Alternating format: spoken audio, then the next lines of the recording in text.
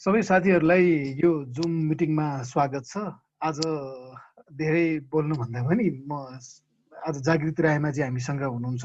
यो हामीले कुरा गर्न खोजेको यो विषय शीर्षक चाहिँ कोरोना आतंक कति भ्रम कति यथार्थ भन्ने शीर्षकमा हामी कुरा गर्न खोजिरहेका छौँ।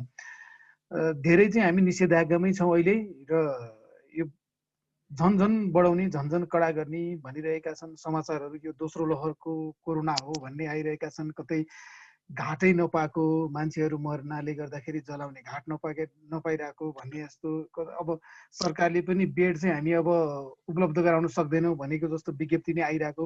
यी विविध समाचारहरूको बिचबाट हाम्रो मनस्थिति पनि हाम्रो विचारहरू पनि त्यस्तै आतंकित भइरहेको जस्तो, हामी आफै योबाट एकदमै त्रसित भइरहेको जस्तो पनि छ। त्यसैले पनि यो विषयमा आज हामीले कुरा गर्न खोजेका हौँ। सुरुको चरणमा चाहिँ जागृत दाइले आफूले यो विषयमा अहिले कोरोनासँग सम्बन्धित भएर जे जस्ता समाचारहरू, जे जस्ता धारणाहरू जे आइरहेका छन् त्यसमा उहाँको विचार के हो? उहाँको योभन्दा पहिले चाहिँ हामीले कोरोनाको पहिलो चरण पनि भोग्दाखेरि पनि त्यतिखेर जागृत रायमाझीले जसरी बोल्दै आइरहनु भएको थियो, अरू पनि उहाँहरूसँगै बोल्दै हुनुहुन्थ्यो।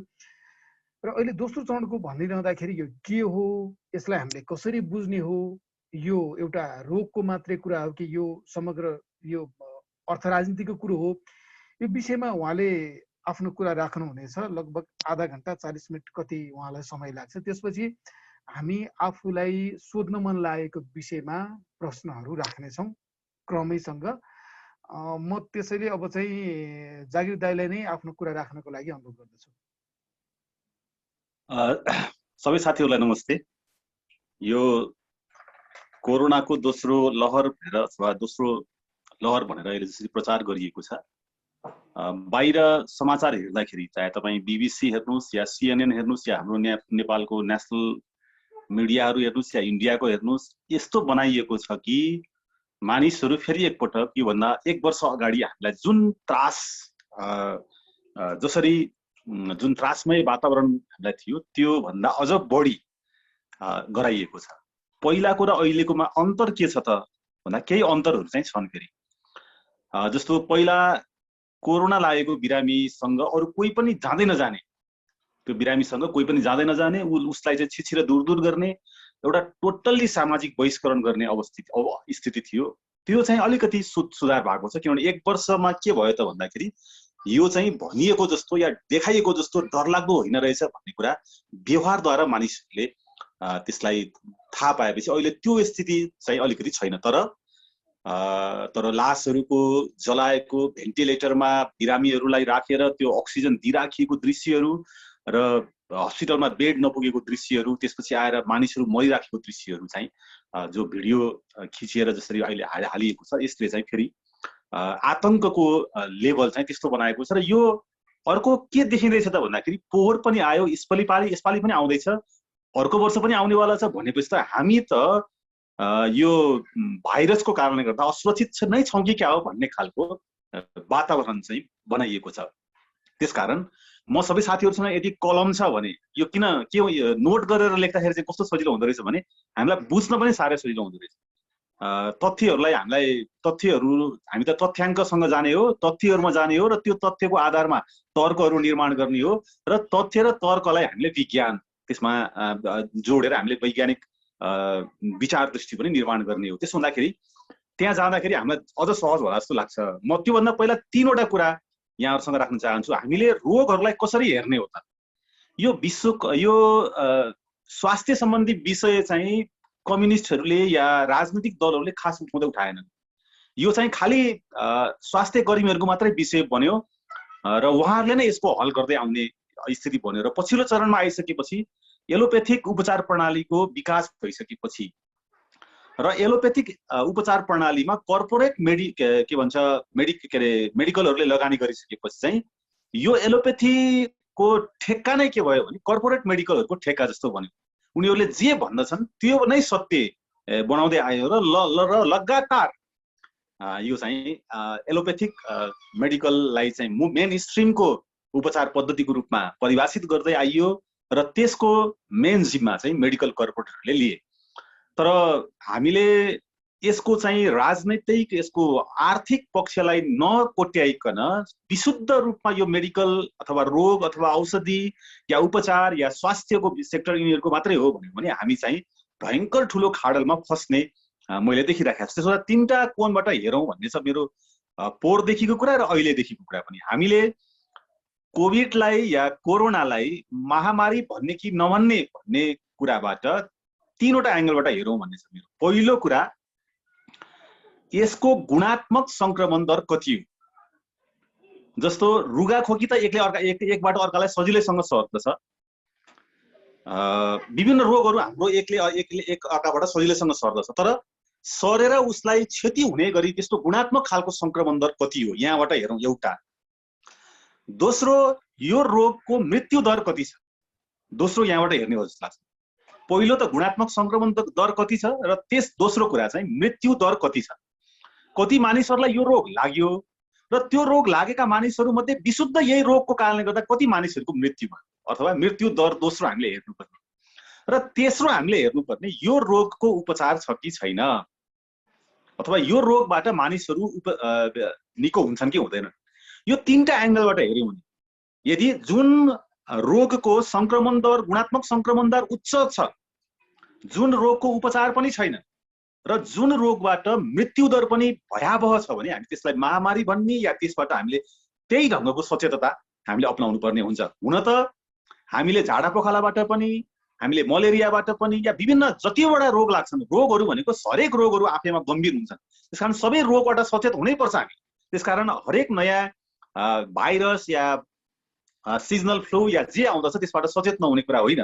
तर जसरी बजारमा या संसारभरि नै एउटा आतंकको सृजना गरियो, त्यो स्तरको यो हो कि होइन भन्न चाहिँ हामीले तीनटा आँखाबाट हेरौँ भन्ने छ मेरो कुरा। पहिलो, मैले अघि भने कि गुणात्मक संक्रमण दर 1, दोस्रो यसको मृत्यु दर 2 र तेस्रो यसको चाहिँ यो रोगको उपचार छ कि छैन, अथवा हाम्रो मानवीय स्वास्थ्य प्रणालीमा, हाम्रा अनुभवहरूमा कुनै एउटा उपचार प्रणालीको मात्रै कुरा होइन, सिङ्गै मानव स्वास्थ्यको इतिहासमा यसको उपचार छ कि छैन, उनीहरूले यसको उपचार गर्न सकिरहेका छ कि छैनन्, यो तीनटा आँखाबाट हेरौँ भन्ने छ। त्यसो गर्दा पहिलो कुरा, म मृत्यु दरमा जान चाहन्छु। आजसम्म कतिजनाको कोभिड टेस्ट भएछ त पृथ्वीभरिमा भन्दा 1 अरब 30 करोड मानिसहरूको कोरोना टेस्ट भएछ आजको मितिसम्म। 1 अरब 30 करोड मध्ये आजसम्म कतिजना यो 1.5 वर्षको अवधिमा, भनौँ न 20 र 21 को यो अवधिमा, 2020 र 2021 को यो अवधिमा कतिजनालाई कोभिड संक्रमण भएछ त भन्दा 1 अर्ब 30 करोड मध्ये 15 करोड 30 लाख मानिसहरूलाई अहिलेसम्म कोभिड संक्रमण भएछ आजको मितिसम्म। यो बिहानको डेटा हो, आजको लेटेस्ट बिहानको डेटा हो। 15 करोड 30 लाखलाई कोभिड संक्रमण भयो अथवा कोरोना लाग्यो भनेर उनीहरूले निकालेको डेटामा भनिएको छ। त्यो मध्ये कतिजनाको मृत्यु भयो त भन्दाखेरि 32 लाखको मृत्यु भयो भनेर निकालिएको छ। त्यसलाई हामीले क्याल्कुलेट गर्दाखेरि त्यो 2% हुन जान्छ। र कति रिकभर कति भयो त भन्दाखेरि आजसम्म 13 करोड मानिसहरू रिकभर भइसकेका छन्। अब यो तथ्याङ्कलाई हामीले मैले अघि भनेको ठाउँमा राखेर हेरौँ, पृथ्वीमा भएका 7 अरब मानिसहरू मध्ये 1 अरब मानिसहरूको कोभिड टेस्ट भयो।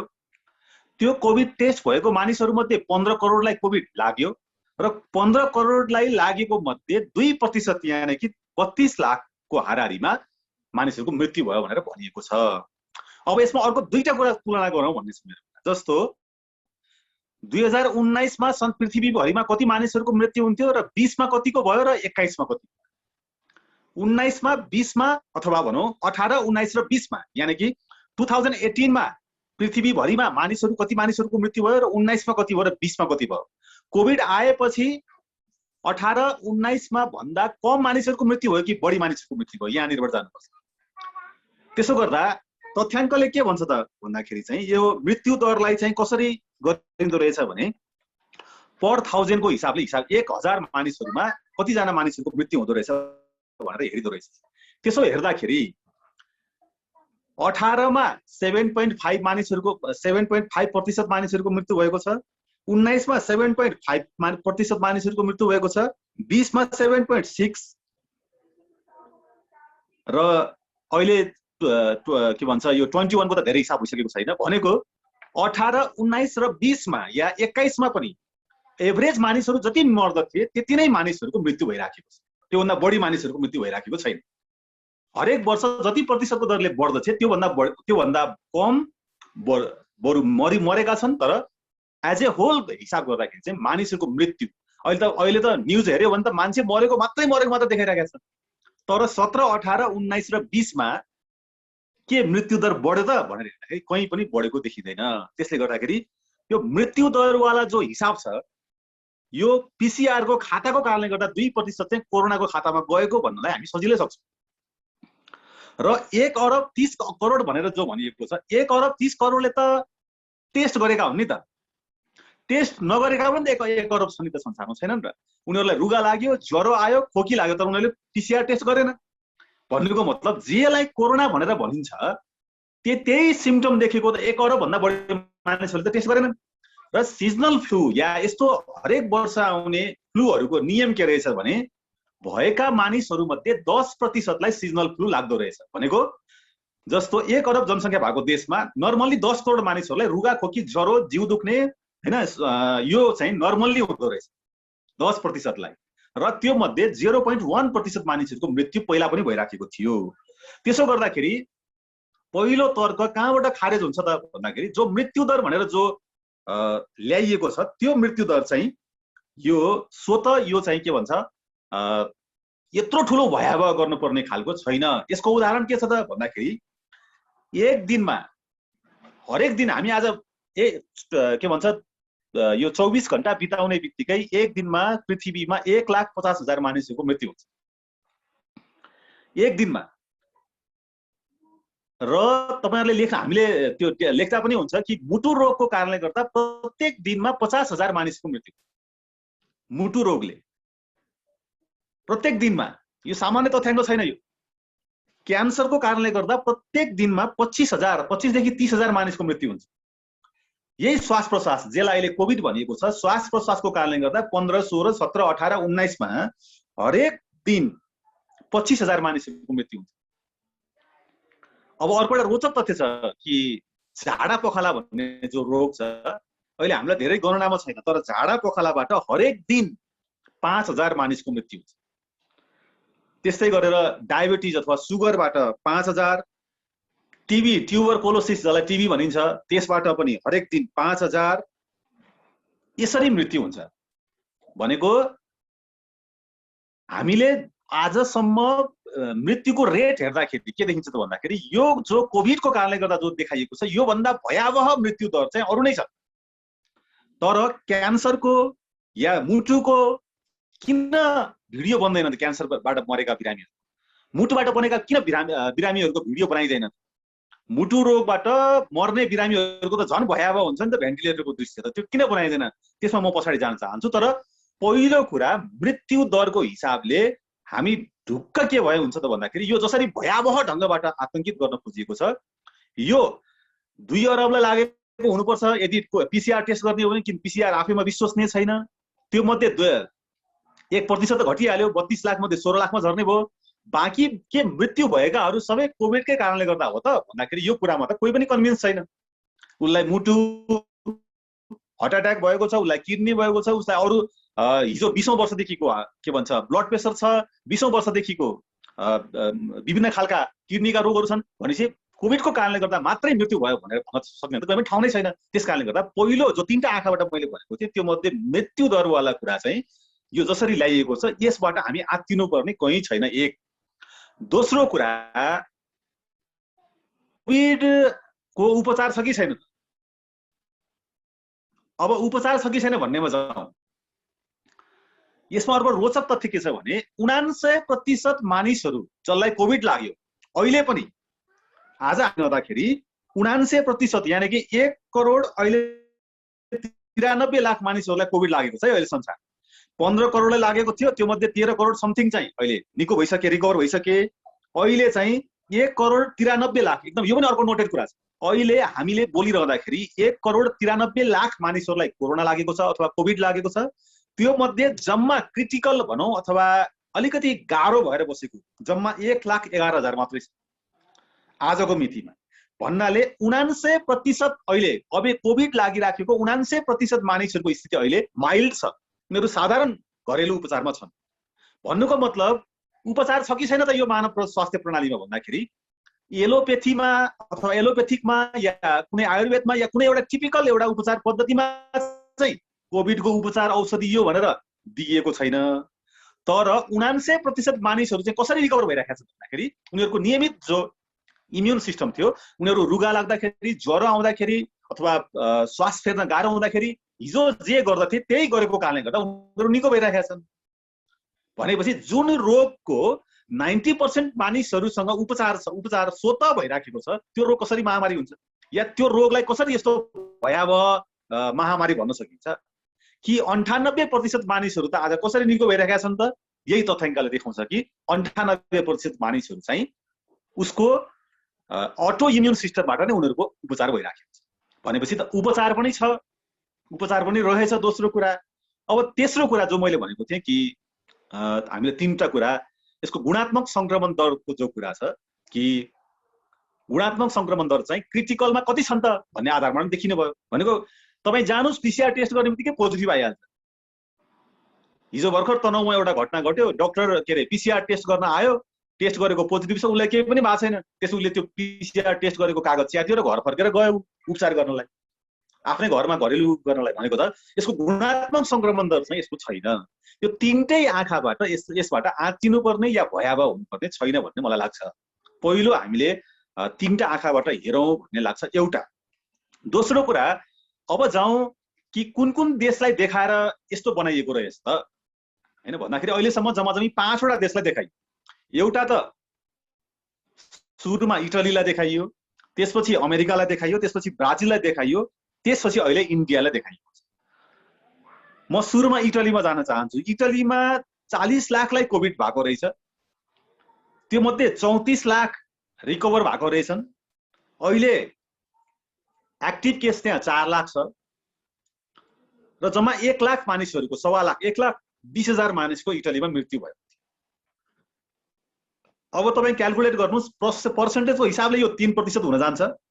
तर इटलीको त्यहाँको नेसनल हेल्थ रिसर्चले के निकालेको थियो भने हाम्रो चाहिँ लगभग 98% मानिसहरूको मृत्यु चाहिँ मुख्य कोभिडले भएको होइन। यहाँ त WHO ले भनिदियो कि कोभिड देखिएपछि जस्तोसुकै पेसेन्टलाई पनि कोभिड, यहाँ चाहिँ क्यान्सर प्लस कोभिड भन्दैन, यहाँ कोभिड अनि क्यान्सर भन्छ, यस्तो भएको थियो। इटलीको दृश्य यही हो। त्यसपछि जाउँ हामी अमेरिकामा। अमेरिकामा 3 करोड 30 लाखलाई, अमेरिकामा 44 करोडको अहिले पिसिआर टेस्ट भइसक्यो अमेरिकामा, र 3 करोड 30 लाखलाई अमेरिकामा कोभिड लाग्यो र 2 करोड 50 लाख निको भएर फर्किए र अमेरिकामा 5,90,000 मानिसहरूको मृत्यु भयो। त्यो चाहिँ 2% हुन जान्छ अमेरिकामा। अब अमेरिकाको दृश्य यही छ। त्यसपछि आएर जाउँ ब्राजिलमा। ब्राजिलले त लकडाउन नगरेको हैन, कोभिड नगरेको के चाहिँ भनेर उसलाई ब्राजिललाई चाहिँ WHO ले झन्डै त्यो के अरे भन्छ प्रतिबन्धै गरेको थियो। त्यहाँ चाहिँ ब्राजिलमा 1 करोड 47 लाखलाई कोभिड लागेको छ अहिलेसम्म। त्यो मध्ये 1 करोड 32 लाख रिकभर भइसके र 4 लाख मानिसहरूको मृत्यु भएको छ। भनेको त्यहाँ पनि 2% हो ब्राजिलमा। सबभन्दा बढी भयावह देखाइएको ब्राजिलमा पनि 2% को मृत्यु भएको छ। अब भारतको अवस्था के हो त अहिले ठ्याक्कै? र भारतमा भएको के हो त ठ्याक्कै भन्दाखेरि भारतमा 1 करोड 95 लाख मानिसहरूलाई अहिलेसम्म कोभिड संक्रमण देखा पर्यो। 1 करोड 95 लाख र अहिलेसम्म 2,15,000 मानिसहरूको मृत्यु भयो। अब भन्नुहोस् 1 करोड 95 मा 2,15,000 मानिसहरूको मृत्यु भएको भन्नुको मतलब त के हो भने भारतको मृत्यु दर त अमेरिका, ब्राजिल र इटली भन्दा पनि 1% कम हो त्यो देखाएको हिसाबले। भनेको भारतमा अहिलेसम्म 1% मात्र मृत्यु दर छ, एउटा कुरा। दोस्रो कुरा, भारत यस्तो देश हो जहाँ हरेक दिन 27,000 मानिसको मृत्यु हुन्छ। यो पृथ्वीभरिमा 1,50,000 मानिसको मृत्यु हुन्छ, तर भारतमा 27,000 मानिसको मृत्यु हुन्छ। र अर्को विडम्बना कुरा के हो भने भारतमा भोकमरीको कारणले गर्दा प्रत्येक दिन 7,000 मानिसहरू मर्छ। यो भोकमरीले प्रत्येक दिन 7,000 मानिसहरू मरेको आजदेखि होइन, 10औं वर्षदेखि 20औं वर्षदेखि, तर यो कहिले पनि समाचार बनेन। र अहिले चाहिँ कोभिडबाट मृत्यु भएको भनेर हरेक दिन जस्तो हाइलाइट गर्न खोजिएको छ। त्यसकारण भारतबाट किन आत्तिन जरुरी भएर त पहिलो कुरा त अन्तभन्दा मृत्युदर भारतमा कम छ। दोस्रो कुरा त्यो 27,000 मानिसहरू जो नियमित भारतमा हरेक वर्ष हरेक दिन जो 27,000 मानिसको मृत्यु हुन्थ्यो त्यो भन्दा अहिले पनि बढेको छैन, संख्या बढेको छैन, मृत्युको संख्या बढेको छैन। अब र दृश्य किन यस्तो देखाइयो त, कसरी देखाइयो त भन्दाखेरि मैले अहिले कानपुरको र दिल्लीको त्यहाँको अहिले हाम्रो यो कोभिडको विषयमा हामीले छलफल गर्दै जाँदाखेरि उहाँहरूसँग नेटवर्क भएको थियो र कानपुर र दिल्लीमा भएको के थियो त भन्दाखेरि कोभिडका पेसेन्टहरू जो कोभिड जस्तो हाम्रो नेपालमा टिबी रोगले हरेक दिन 50 जना मानिसको मृत्यु हुन्छ। जस्तो नेपालमा जतिजना मानिसहरू मर्छन् सबैलाई लगेर हाम्रो मेनली हाम्रो यो आर्यघाट भन्छ पशुपतिमा, दोस्रो यो पचली भैरवमा, तेस्रो टेकुमा, त्यसपछि तेस्रो यो स्वयम्भूमा, चौथो यो शङ्खमूलमा, यस्ता विभिन्न ठाउँहरूमा, त्यसपछि चितवनमा लगायतका विभिन्न ठाउँहरूमा लगेर पोल्ने या गाड्ने गरिन्छ। हामी कहाँ के हुन्थ्यो भने सबै जतिजना जेको कारणले गर्दा मरे पनि सबैलाई लगेर एक ठाउँमा गाड्ने चलन र अहिले पनि छ।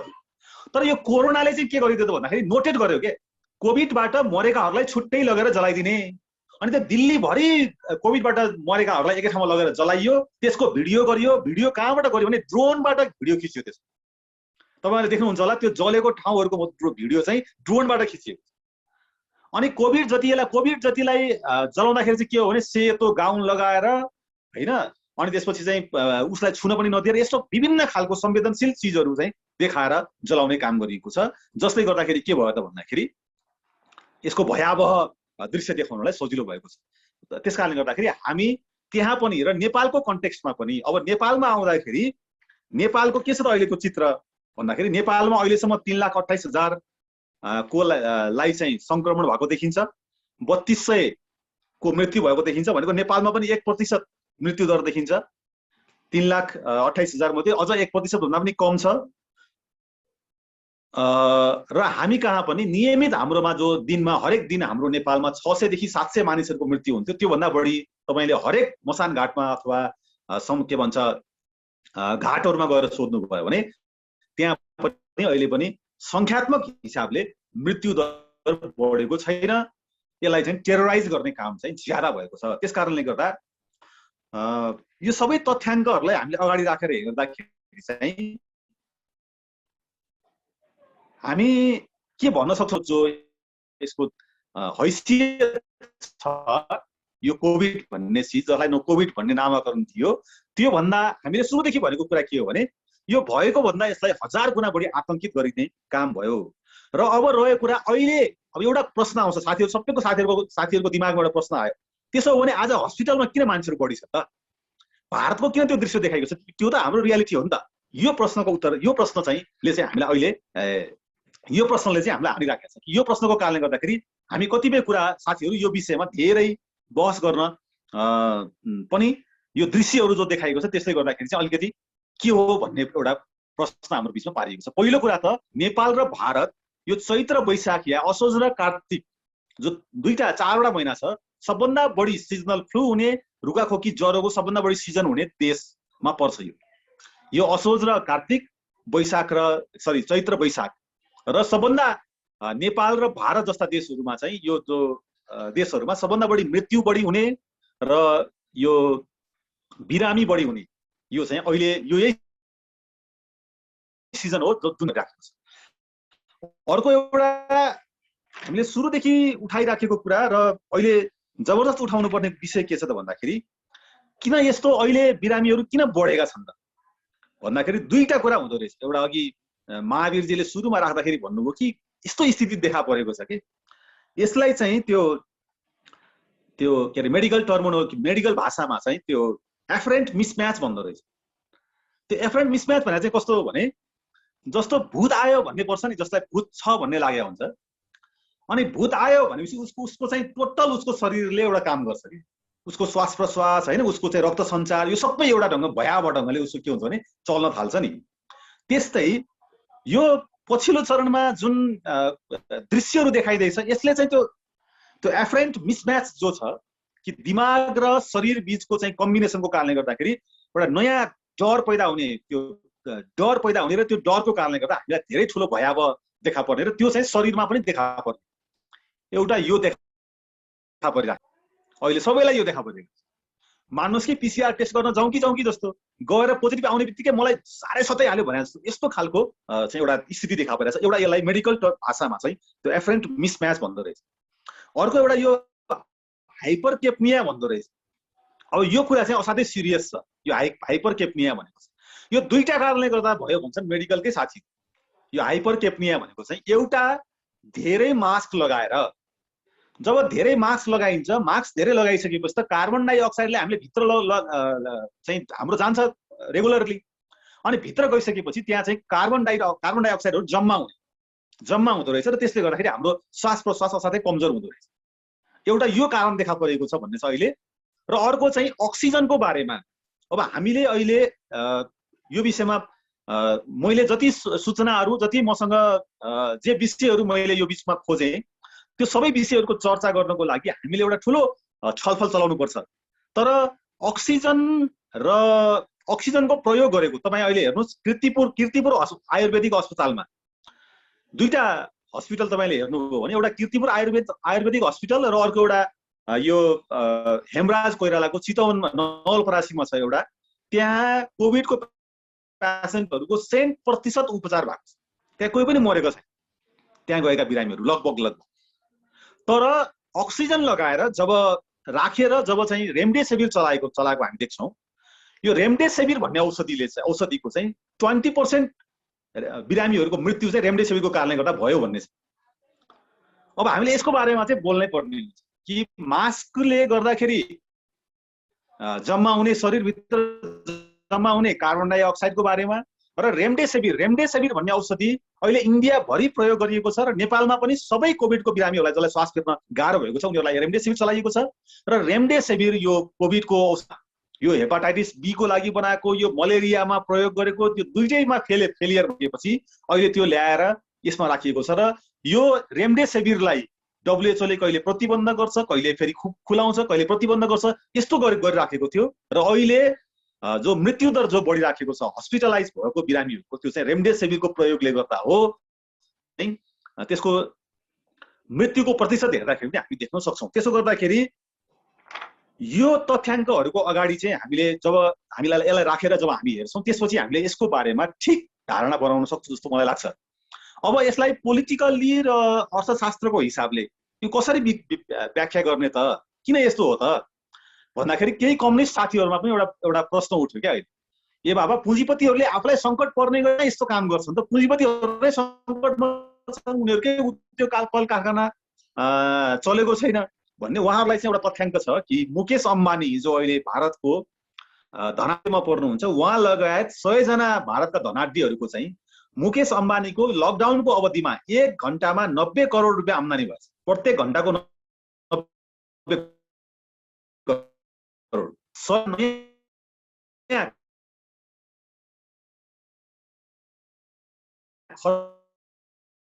खरबपति अहिले जो मेडिकल सेक्टरमा लगानी गर्दथे उनीहरू। र त्यो मात्रै छैन कि इन्डियाको तपाईँ हेर्नुहुन्छ भने 5 लाख 10 लाख पुँजीमा मेडिकल खोलेको छ र उसको कमाई 2 अरब छ। जसको लगानी 10 लाख रुपियाँ भनेर उसले कम्पनी दर्ता गरेका छन्, उनीहरूको चाहिँ आम्दानी चाहिँ 2 अरब 4 अरब आम्दानी देखा परेको छ। यसरी संसारभरिमा कति व्यापार भएछ त भनेर मैले क्याल्कुलेट गर्दाखेरि अहिले $25 ट्रिलियन मेडिकल व्यापार भएछ।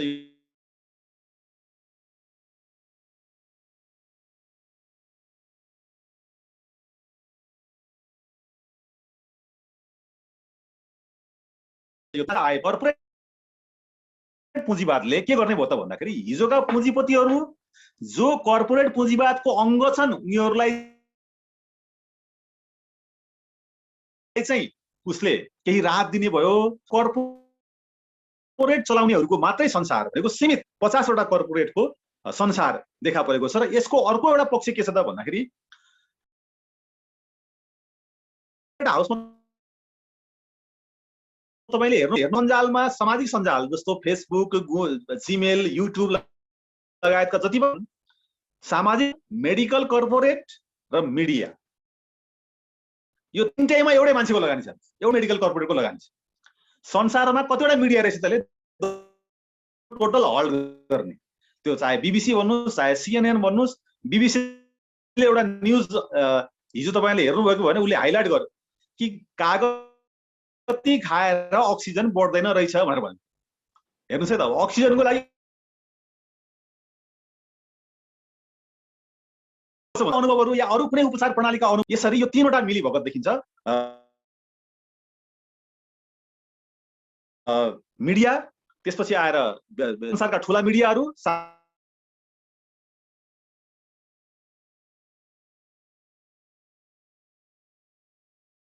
कहीँबाट आउँकै ठाउँमा कलेक्सन हुने यस्तो स्थिति देखा पर्छ, जसले गर्दाखेरि चाहिँ यो हामी सजिलै भन्न सक्छौँ कि यसको आर्थिक पक्ष भने मूलतः भूमण्डलीकृत पुँजीवाद संसारलाई आफ्नो कब्जा गर्ने, जो आर्थिक रूपमा जो कब्जा गर्ने छ त्यो अन्तर्गत नै यो देखिन्छ। त्यो चाहिँ यो नै हो जस्तो मलाई लाग्छ।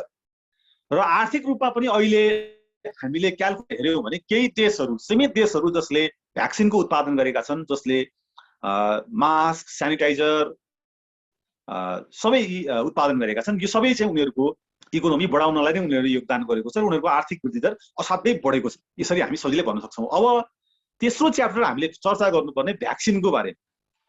अब यो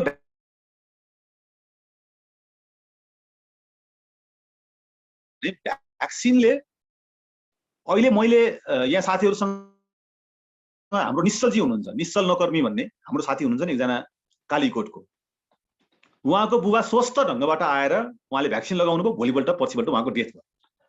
त्यो कालीकोटमा 4 देखि 5 जना साथीहरूको डेथ भएको भन्ने छ, जुन समाचारमा आयो। त्यस्तै हिजो भर्खर एकजना प्रोफेसरको, एकजना पूर्व भिसी हुनुहुन्थ्यो, उहाँको मृत्यु भएको छ। उहाँले अस्ति 2 दिन अगाडि उहाँले चाहिँ भ्याक्सिन लगाउनु भएको थियो, त्यो समाचारमा आइराखेको छ। भ्याक्सिनबाट अधिकांश धेरै मानिसहरूको मृत्यु भइराखेको जो समाचारै आउँदैन। र मलाई आएको इन्फर्मेसन अनुसार, मलाई जति साथीहरूले मैले सोधेको छु कि भ्याक्सिन लगाउने साथीहरू अधिकांश 3 देखि 5 दिनसम्म सिकिस्त बिरामी हुनुहुन्छ। केहीलाई त्यसले खास असर पारेको छैन, न त धेरै साथीहरू बिरामी हुनुहुन्छ, धेरैलाई ज्वरो आएको छ र एकदम कम हुनेको नि हात 3-4 दिन नचलेको भनेर उहाँले भन्नुहुन्छ। त्यसरी बिरामी पारेको छ भ्याक्सिनले। अब यो भ्याक्सिन किन जरुरी छैन भन्दाखेरि, यो भ्याक्सिन बनाएको कोभिडको अघिल्लो के भन्छ उनीहरूको हिसाबले भन्दाखेरि अघिल्लो भेरिएन्टको लागि, भनेको 2019 मा जुन कोरोना देखा पर्यो त्यसको लागि भनेर बनाएको हो कि होइन, त्यसको लागि बनाएको। अनि मेडिकल साइन्सले नै के भन्छ भने यो त म्युटेसन भएर नयाँ बन्यो अब भाइरस भन्छ। अनि नयाँ बनेको भाइरसलाई पुरानो भाइरसको लागि बनाएको भ्याक्सिनले काम गर्छ त? कहीँ काम गर्नेवाला छैन त। कमन सेन्सको कुरा भयो, त्यो त कहीँ पनि काम गर्नेवाला छैन। र त्यस भ्याक्सिनले चाहिँ आम मानिसहरूलाई बिरामी मात्रै बनाइराखेको छ। र भ्याक्सिन लगाए पनि, एकचोटि लगाए पनि या 2 चोटि लगाए पनि मानिसहरू मृत्यु पनि भइराखेको छ भ्याक्सिनको कारणले गर्दाखेरि। र भ्याक्सिन लगाएर फेरि के कोभिड नलाग्ने भएको छ त? त्यो पनि नलाग्ने भएको छैन। कोभिड पनि लाग्ने र दुई डोज भ्याक्सिन लगाएको मानिसहरूलाई पनि कोभिडको कारणले गर्दा मृत्यु भएको छ भनेर उहाँहरूले आफैले कतिपय न्युजहरू देखाइरहनु भएको छ। भन्नुको मतलब चाहिँ यो भ्याक्सिन पनि एउटा ठुलो यो के भन्छ कोरोना अर्थतन्त्रको क्लाइमेक्स हो भनेर हामीले जो भनेका थियौँ। अहिले त यो कोभिसिल्ड भन्ने जो भ्याक्सिन छ इन्डियामा जुन उत्पादन हुन्थ्यो त्यसको सिइओ नै अहिले भागेर बेलायत गयो हिजो भन्ने जो चाहिँ चर्चा बाहिर आइराखेको छ। त्यसका विभिन्न कुराहरूमा हामी पछि जान सकौँला। अब रह्यो कुरा, यहाँ अर्को एउटा प्रश्नको हामीले हल गर्नुपर्नेछ कि हामीले कन्स्पिरेसी थ्योरीको कुरा गरे हौँ कि यो षड्यन्त्रको सिद्धान्तको कुरा गरे हौँ कि के हो त भन्ने कुरा चाहिँ यो षड्यन्त्रको सिद्धान्तको कुरा होइन, यो चाहिँ अपराधको कुरा हो, अपराधको सिद्धान्तको कुरा। कि मानव सभ्यतामाथि पहिलो विश्वयुद्ध भयो, दोस्रो विश्वयुद्ध भयो र त्यो स्तरकै मनोवैज्ञानिक त्रास दिने गरी, त्यो स्तरकै मानिसहरूलाई मार्ने गरी जसले आतंक फैलाइएको छ, यो चाहिँ मानवता विरोधी अपराध हो। यो त्यसकारण अपराध र षड्यन्त्र फरक कुरा हो। हाम्रो हात हाम्रो अगाडि अपराध भइराखेको छ भन्ने हाम्रो कुरा हो। त्यसकारणले गर्दाखेरि यो कुरालाई चाहिँ अपराधको रूपमा बुझ्नुपर्दछ जस्तो मलाई लाग्दछ। अब केही साथीहरूलाई प्रश्न जिज्ञासा छ कि हामीले साइन्सको विरोध गरिराखेका छौँ कि कतै भन्ने जो परिराखेको छ। म विनम्रतापूर्वक आग्रह गर्न चाहन्छु कि हामीले उठाएको जम्मा 4वटा प्रश्न हो। एउटा पीसीआरको बारेमा प्रश्न हो, अर्को मास्कको बारेमा प्रश्न हो, अर्को सेनिटाइजरको बारेमा प्रश्न हो र अर्को भ्याक्सिनको बारेमा प्रश्न हो। यो चाहिँ एलोपेथी मेडिकल साइन्स, मेडिकल कर्पोरेटहरूले जब एलोपेथी मेडिकल साइन्सलाई आफ्नो व्यापारको विषय बनाए, मेरो विचारमा के भन्छु भने मैले चाहिँ यो विशुद्ध अब साइन्स रहेन। यो व्यापार गर्ने सबैभन्दा संवेदनशील, सबैभन्दा सजिलो र सबैभन्दा संवेदनशील एउटा यस्तो क्षेत्र बन्यो एलोपेथिक मेडिकल साइन्स। हुन त आयुर्वेदको पनि औषधि असाध्यै महँगो छ, हामी त्यहाँ पनि चर्चा गर्नुपर्छ। अरू उपचार प्रणालीहरू पनि महँगा छन्, त्यहाँ पनि चर्चा गर्नुपर्छ।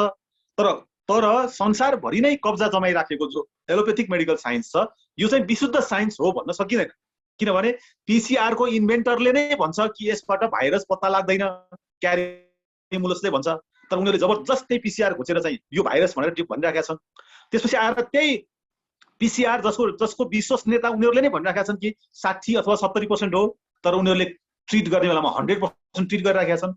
अब मास्क र जो सेनिटाइजरको जो कुरा छ, यो चाहिँ अहिले म त्यो इनबक्समा साथीहरूलाई पठाउन सक्छु कि अहिले जर्मनीमा, त्यसपछि बेलायतमा, त्यसपछि फ्रान्समा लगायतका युरोपका सबै देशहरूमा र अमेरिकामा पनि बिना मास्क, बिना के भन्छ ठुला ठुला प्रदर्शनहरू अहिले पनि भइराखेका छन्। र अर्को सेकेन्ड भेरिएन्ट भनेको जो बेलायतमा तपाईँलाई सुनाऊ मैले कि 20,000 मानिसहरूभन्दा बढी जम्मा भएर एउटा छ बेलायतमा।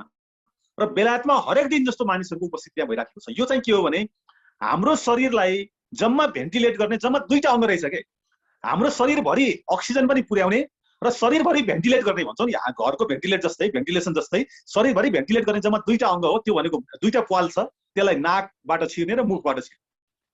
अब त्यसैलाई छोपेर हामीले चाहिँ शरीरलाई स्वस्थ बनाउँछौँ भनेर भन्नु चाहिँ यो कुनै लजिकबाट नि मिल्दैन।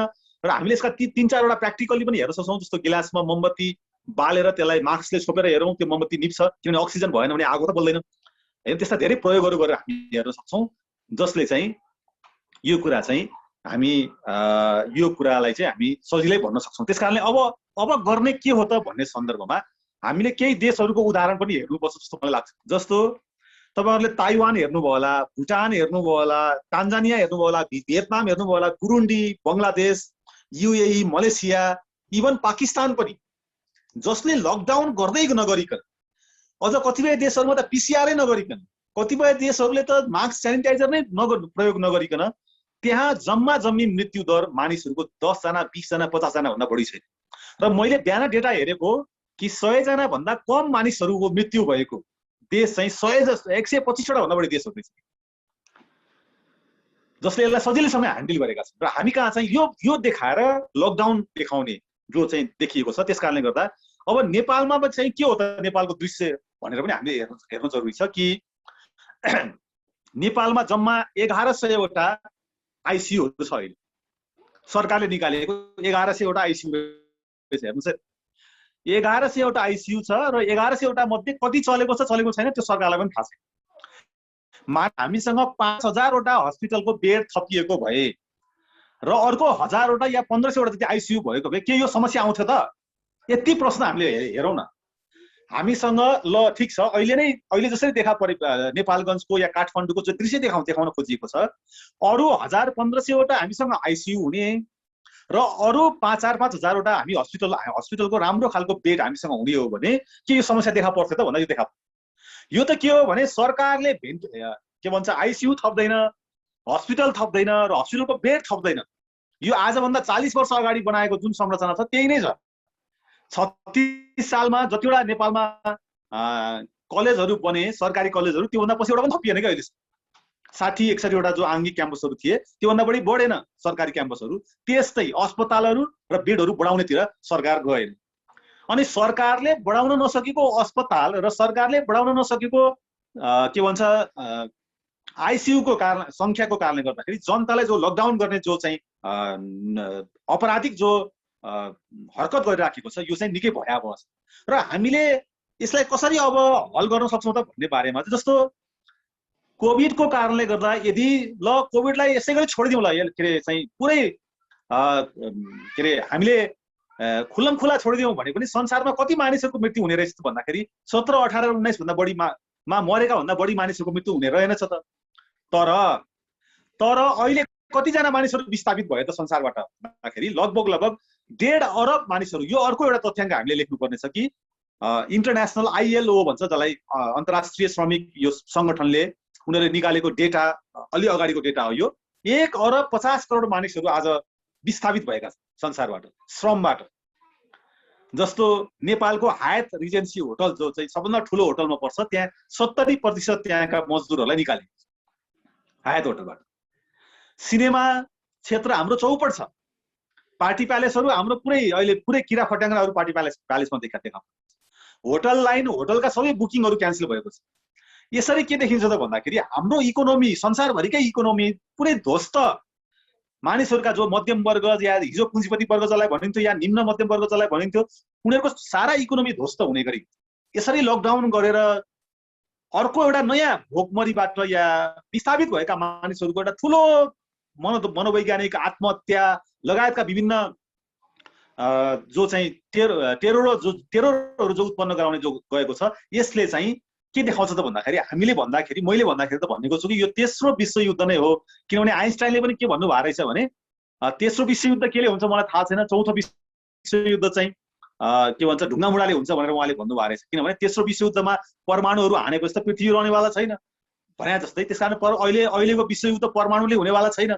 पाकिस्तानसँग पनि छ, उत्तर कोरियासँग पनि छ, अमेरिकासँग पनि छ, र चीनसँग पनि छ, भारतसँग पनि छ। त्यसले गर्दाखेरि यो चाहिँ एउटा के हो भने मेडिकल कर्पोरेटहरूको अथवा संसारको कर्पोरेट पुँजीवादहरूको एउटा पुँजीवादले चलाएको एउटा विशाल एउटा विश्वयुद्ध जस्तै यो बन्न पुगेको छ। र यसका विरुद्धमा लड्ने भनेको चाहिँ हामीले एउटा ठुलो कम्युनिटी या ठुलो सम्प्रदाय या ठुलो जनमत तयार पारेर मात्रै हामी यसको विरुद्धमा लड्न सक्छौँ।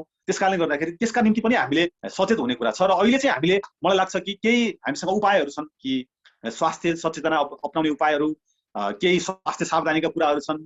कतिपय कुराहरू यति सजिलैसँग हल हुने कुरा रहेछ कि हामीलाई असाध्यै धेरै तर्साइएको रहेछ। जस्तो हामीलाई 90% हामीले खान नहुने कुरा हामीलाई खुवाइएको छ, 90% हामीलाई लाउन नहुने कुरा हामीलाई चाहिँ लगाउन भनिएको छ, 90% भन्दा बढी हामीलाई चाहिँ गर्न नपर्ने कामहरू हामीलाई जबरजस्ती गर्न लगाइएको छ। यो पुँजीवादले यस्तो गरिदिएको छ कि सामान्य विधिबाट पनि हाम्रो उपचार हामी गर्न सक्ने, हल गर्न सक्नेतिर जान सक्छौँ। त्यस कारणले गर्दाखेरि अहिले चाहिँ जे लक्षणहरू देखा परिरहेको छ, म साथीहरूलाई त्यो के भन्छ म्यासेन्जरहरूमा या विभिन्न व्हाट्सएपहरूमा पनि पठाउँला कि कसरी मानिसहरू रिकभर भइराखेका छन्। इन्डियामा पनि धेरै साथीहरू त्यो मेहनत गरेको देखियो।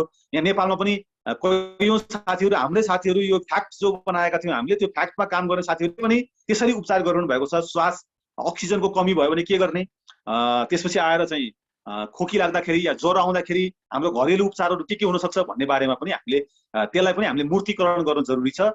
र होलिस्टिक एउटा चाहिँ के भन्छ स्वास्थ्य दृष्टिकोण, एलोपेथी, आयुर्वेद लगायतका जति पनि स्वास्थ्य प्रणालीहरू छन्, त्यसका सबै सकार अनुभवहरूलाई चाहिँ हामीले सङ्कलित गरेर एउटा नयाँ स्वास्थ्य अवधारणा निर्माण गर्न जरुरी हुन्छ। अनि मात्रै हामी ठिक ढङ्गले जान सक्छौँ।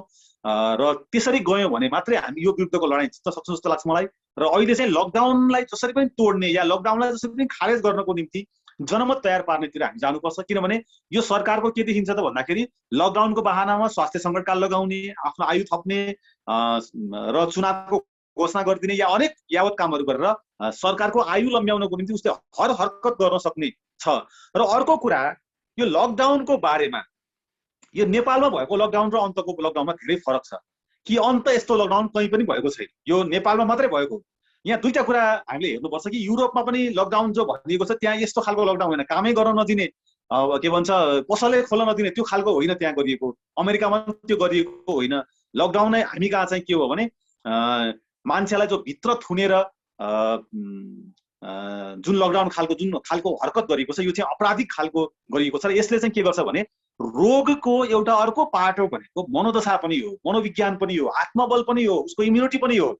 र जुन सामाजिक वातावरण तयार पारिएको छ अहिले, यो सामाजिक वातावरणले कोही मान्छे पनि यहाँ बिरामी नहुने स्थिति छैन, यहाँ सबैजना बिरामी हुने जो स्थिति देखा परेको छ। यसले चाहिँ आत्मबल पनि सबै मानिसहरूको कमजोर गराउनेतिर लिएर गइराखेको छ। त्यसले गर्दा अहिले यो खालको तयार पारौँ। पहिलो कुरा, अहिले जे के भन्छ जुन खालको रोगहरू सिम्टमहरू देखा परिराखेको छ त्यसको उपचार कसरी होला भनेर हामीले सेयर गरौँ एकले अर्का। को कसरी बाँचिराखेको होला, कसले कसरी अक्सिजन पुर्याइराखेको छ, या कसको चाहिँ श्वास प्रश्वासको समस्या कसरी हल भइराखेको छ, त्यसका अनुभवहरूको सेयर गरौँ र एकले अर्कालाई हामीले सेयर गरौँ ताकि कसैलाई पनि त्यो पर्दाखेरि उसले त्यो सजिलैसँग हल गर्न सकोस्। एउटा यहाँ गर्ने। दोस्रो, लकडाउनको जो सरकारको जो लकडाउन लम्ब्याउने जो प्रपञ्च छ त्यसको विरुद्धमा चाहिँ हामीले अनिवार्य रूपमा सङ्घर्ष गर्नुपर्ने जरुरी छ। र मुख्य कुरा चाहिँ स्वास्थ्य सम्बन्धी एउटा होलिस्टिक एप्रोच अथवा चाहिँ एउटा समग्र दृष्टिकोण निर्माण गर्नको निम्ति हामी सबैले अब दिमाग चलाउन जरुरी छ जस्तो मलाई लाग्छ। किनभने एलोपेथिक मेडिकल साइन्सलाई चाहिँ कर्पोरेट मेडिकलहरूले के गरे भन्दा यो विशुद्ध व्यापारको विषय बनाइदिए र यो साइन्सलाई मिसयुज गरेर उनीहरूले चाहिँ व्यापारको विषय बनाएर हेर्दाखेरि असाध्यै सामान्य, तर हामीले क्याल्कुलेट गर्यौँ भने अरबौं अरब जस्तो भन्नुहोस् न मास्ककै हिसाब गर्दाखेरि नेपालको जनसङ्ख्या जम्मा 3 करोड। अब 2 करोड मान्छेहरूले 10 रुपियाँको मास्क लगाए एक दिनमा भने 20 करोडको मास्क लाउँदो रहेछ एक दिनमा 20 करोडको मास्कको हिसाब गर्दाखेरि महिनामा 6 अरब हुँदो रहेछ र वर्षमा 72 अरब हुँदो रहेछ। अब यो यसको आधी मात्र हिसाब गर्दाखेरि पनि 36 अरब रुपियाँ मास्कको व्यापार भयो अहिले। अब भन्नु 36 अरब रुपियाँले कतिवटा हस्पिटल बन्थ्यो, कतिवटा चाहिँ तपाईँको चाहिँ हामीले चाहिँ मानिसहरूको चाहिँ इम्युन डेभलप गर्न सक्ने त्यस्ता खालका संरचनाहरू बनाउन सक्थ्यौँ होला, त्यस्ता खालका चाहिँ के भन्छ उपचारका विधिहरू हामीले खोज्न सक्थ्यौँ होला। यस्तो खालको देखिन्छ, भयावह दृश्य देखिन्छ। त्यस कारण यसका विरुद्धमा पनि हामी सशक्त ढङ्गबाट लड्न जरुरी छ। र मेरो कुरा चाहिँ के छ भने कुनै पनि तथ्याङ्कको हिसाबले हामी आत्तिन जरुरी पनि छैन र अत्याउन जरुरी पनि छैन। अब हाम्रो एउटा संस्कार देखा पर्यो अहिले कि म बिरामी भएँ भनेर फेसबुकमा हाल्ने, एउटा संस्कार देखा पर्न थाल्यो कि लासहरू जलाएको फोटो हामी फेसबुकमा हाल्छौँ। हाम्रो एउटा संस्कार देखा पर्न थाल्यो कि हस्पिटलका दृश्यहरू हामी यहाँ राख्छौँ। यस्तो भयो कि योभन्दा अगाडि चाहिँ भेन्टिलेसनमा बस्ने मान्छेहरूले सजिलै श्वास फेरिराखे जस्तो, यस्तो भयो कि योभन्दा अगाडि चाहिँ अक्सिजन लगाउने मान्छेहरू सजिलै अक्सिजन लिइराखे जस्तो, यस्तो भयो कि योभन्दा अगाडि चाहिँ बिरामी हुने मान्छे सजिलै भने जस्तो। यस्ता दृश्यहरूलाई हामीले सकेसम्म स्किप गर्ने असाध्यै संवेदनशील विषय छ। एकजना मान्छे मर्दाखेरि पनि त्यो चाहिँ ठुलो उसको परिवारको निम्ति भयङ्कर ठुलो विषय रहन्छ। हामीले यो विषयमा ठिक ढङ्गबाट हामीले यसलाई बुझ्न सकेनौँ, प्लिड गर्न सकेनौँ अथवा यसको चाहिँ ह्यान्डल गर्न सकेनौँ भने अर्को लकडाउन पछि अर्को ठुलो भयावह आउनेवाला छ। तपाईँले एउटा कुरा ख्याल गर्नुहोस्, जसको भकारीमा 1 वर्ष या 2 वर्ष खान पुग्ने सम्पत्ति छ, खान पुग्ने अन्न छ, उसले लकडाउन गरेको हो यो। र जसले लकडाउन चाहियो भनिराखेको छ उसको पनि घरमा, चाहे त्यो कम्युनिस्ट होस्, चाहे त्यो काङ्ग्रेस होस्, चाहे त्यो विभिन्न होस्, उसको पनि घरमा केही वर्ष केही महिना खान पुग्ने भएको मान्छेहरूले मात्रै लकडाउनको चाहिँ के भन्छ आह्वान गरिराखेको छ। त्यसकारण लकडाउन गर्नेहरूको भने जसको भकारी घरको भकारी केही महिनालाई केही वर्षलाई पर्याप्त छ उसले लकडाउन गरिराखेको छ। र लकडाउनको आह्वान कसले गरिराखेको छ त भन्दाखेरि जसको घरको भकारीले केही महिना खान पुग्छ उसले पनि आह्वान गरिराखेको छ। यो दुईटै आह्वान चाहिँ विस्थापित वर्गको लागि या मजदुर वर्गको लागि चाहिँ भयङ्कर भयावह हुनेवाला छ। त्यसकारणले गर्दा हामीले त्यहाँतिर पनि लकडाउनको विरुद्धमा चाहिँ हामीले सोच्नुपर्छ जस्तो मलाई लाग्छ। र अर्को कुरा, कतिपय साथीहरूलाई यस्ता तथ्याङ्कहरू राखेर नहेर्ने, टेलिभिजनले, युट्युबले, फेसबुकले, गुगलले, सबैले, सरकारले सबैले टेरोराइज फालिसकेपछि कतिपय साथीहरू त त्यही टेरोराइजलाई नै तथ्य मानेर पनि मूल्याङ्कन गरिरहनु भएको छ। हाम्रो कतिपय साथीहरूले आलोचना पनि गर्नुहुन्छ, कतिपय साथीहरूले गाली पनि गर्नुहुन्छ। तर अब हामीले त्यो सबै अगाडि राखेर म सबै साथीहरूसँग अपिल के गर्न चाहन्छु भने यो कुनै व्यक्तिको कुरा होइन, हामी सबैले नै निधार खुम्च्याउँ, हामी सबैले नै टाउको हल्लाउँ कि के भइराखेको के हो, हामी यसलाई कसरी हल गर्न सक्छौँ भन्ने विषयमा चाहिँ गरौँ। र यसो गऱ्यौँ भने हामी अगाडि बढ्न सक्छौँ जस्तो लाग्छ। मैले मेरो चरणको कुरा सिद्धाएँ, 40 मिनट पनि बढी भयो जस्तो लाग्छ। ठिक छ दाइ। अब अरू साथीहरूको हामी प्रश्नहरू पनि लिन्छौँ, म्यासेजमा पनि लेखेर पठाउन सक्नुहुन्छ। साथीहरूले आफैले पनि त्यहाँ त्यो हात उठाउन मिल्छ जुममा, त्यसो गर्नुभयो भने पनि हुन्छ। केही प्रश्न छ म पनि दाइले त्यहाँ मिल्छ भने दाइले टिप्नु भयो पनि हुन्थ्यो। म हिजो एकजना साथीसँग यही विषयमा कुरा गर्दै थिएँ र उसले चाहिँ मलाई भनेको कुरा चाहिँ हो कि जस्तो लाग्यो कि मलाई पनि। ऊ के भन्दै थियो भने ठिक छ कोरोना बारेको अहिले जस्तै तपाईँले भनेकै कुराहरू ठिक हो, तर श्वास प्रश्वास सम्बन्धी रोग भएको व्यक्तिलाई कोरोना पनि संक्रमण भयो भने त जति दिन ऊ पहिले बाँच्थ्यो त्योभन्दा चाँडै नै मृत्यु हुने सम्भावना त हुने रहेछ नि त। त्यसो हुँदा यसलाई यो खेलाँची नै जसरी त लिन कहाँ भयो र यसलाई भन्ने कुरा उसले गर्थ्यो कि। अनि त्यो कुरा मलाई हो कि भन्ने लाग्यो मलाई। त्यसैले यो एउटा प्रश्न, आखिर हो त त्यो त चाँडै त्यसले अब श्वास प्रश्वासमै असर गरेर चाँडै मर्ने भन्ने कुरा त भन्ने। अर्को चाहिँ तपाईँ यसरी बोलिरहँदाखेरि कतिपय मान्छेहरूले म सामाजिक सञ्जालमा तपाईँलाई नै भनेको पनि सुन्छु कि जागृति रायमाझी यो विषयमा बोल्ने आधिकारिक अथवा यसको ज्ञान भएको व्यक्ति हो र स्वास्थ्यको विषय हो कोरोना त, तर उहाँ त राजनीतिक व्यक्ति हो भन्ने टिप्पणीहरू पनि आउँछन् तपाईँमाथि। यो पनि अर्को प्रश्न।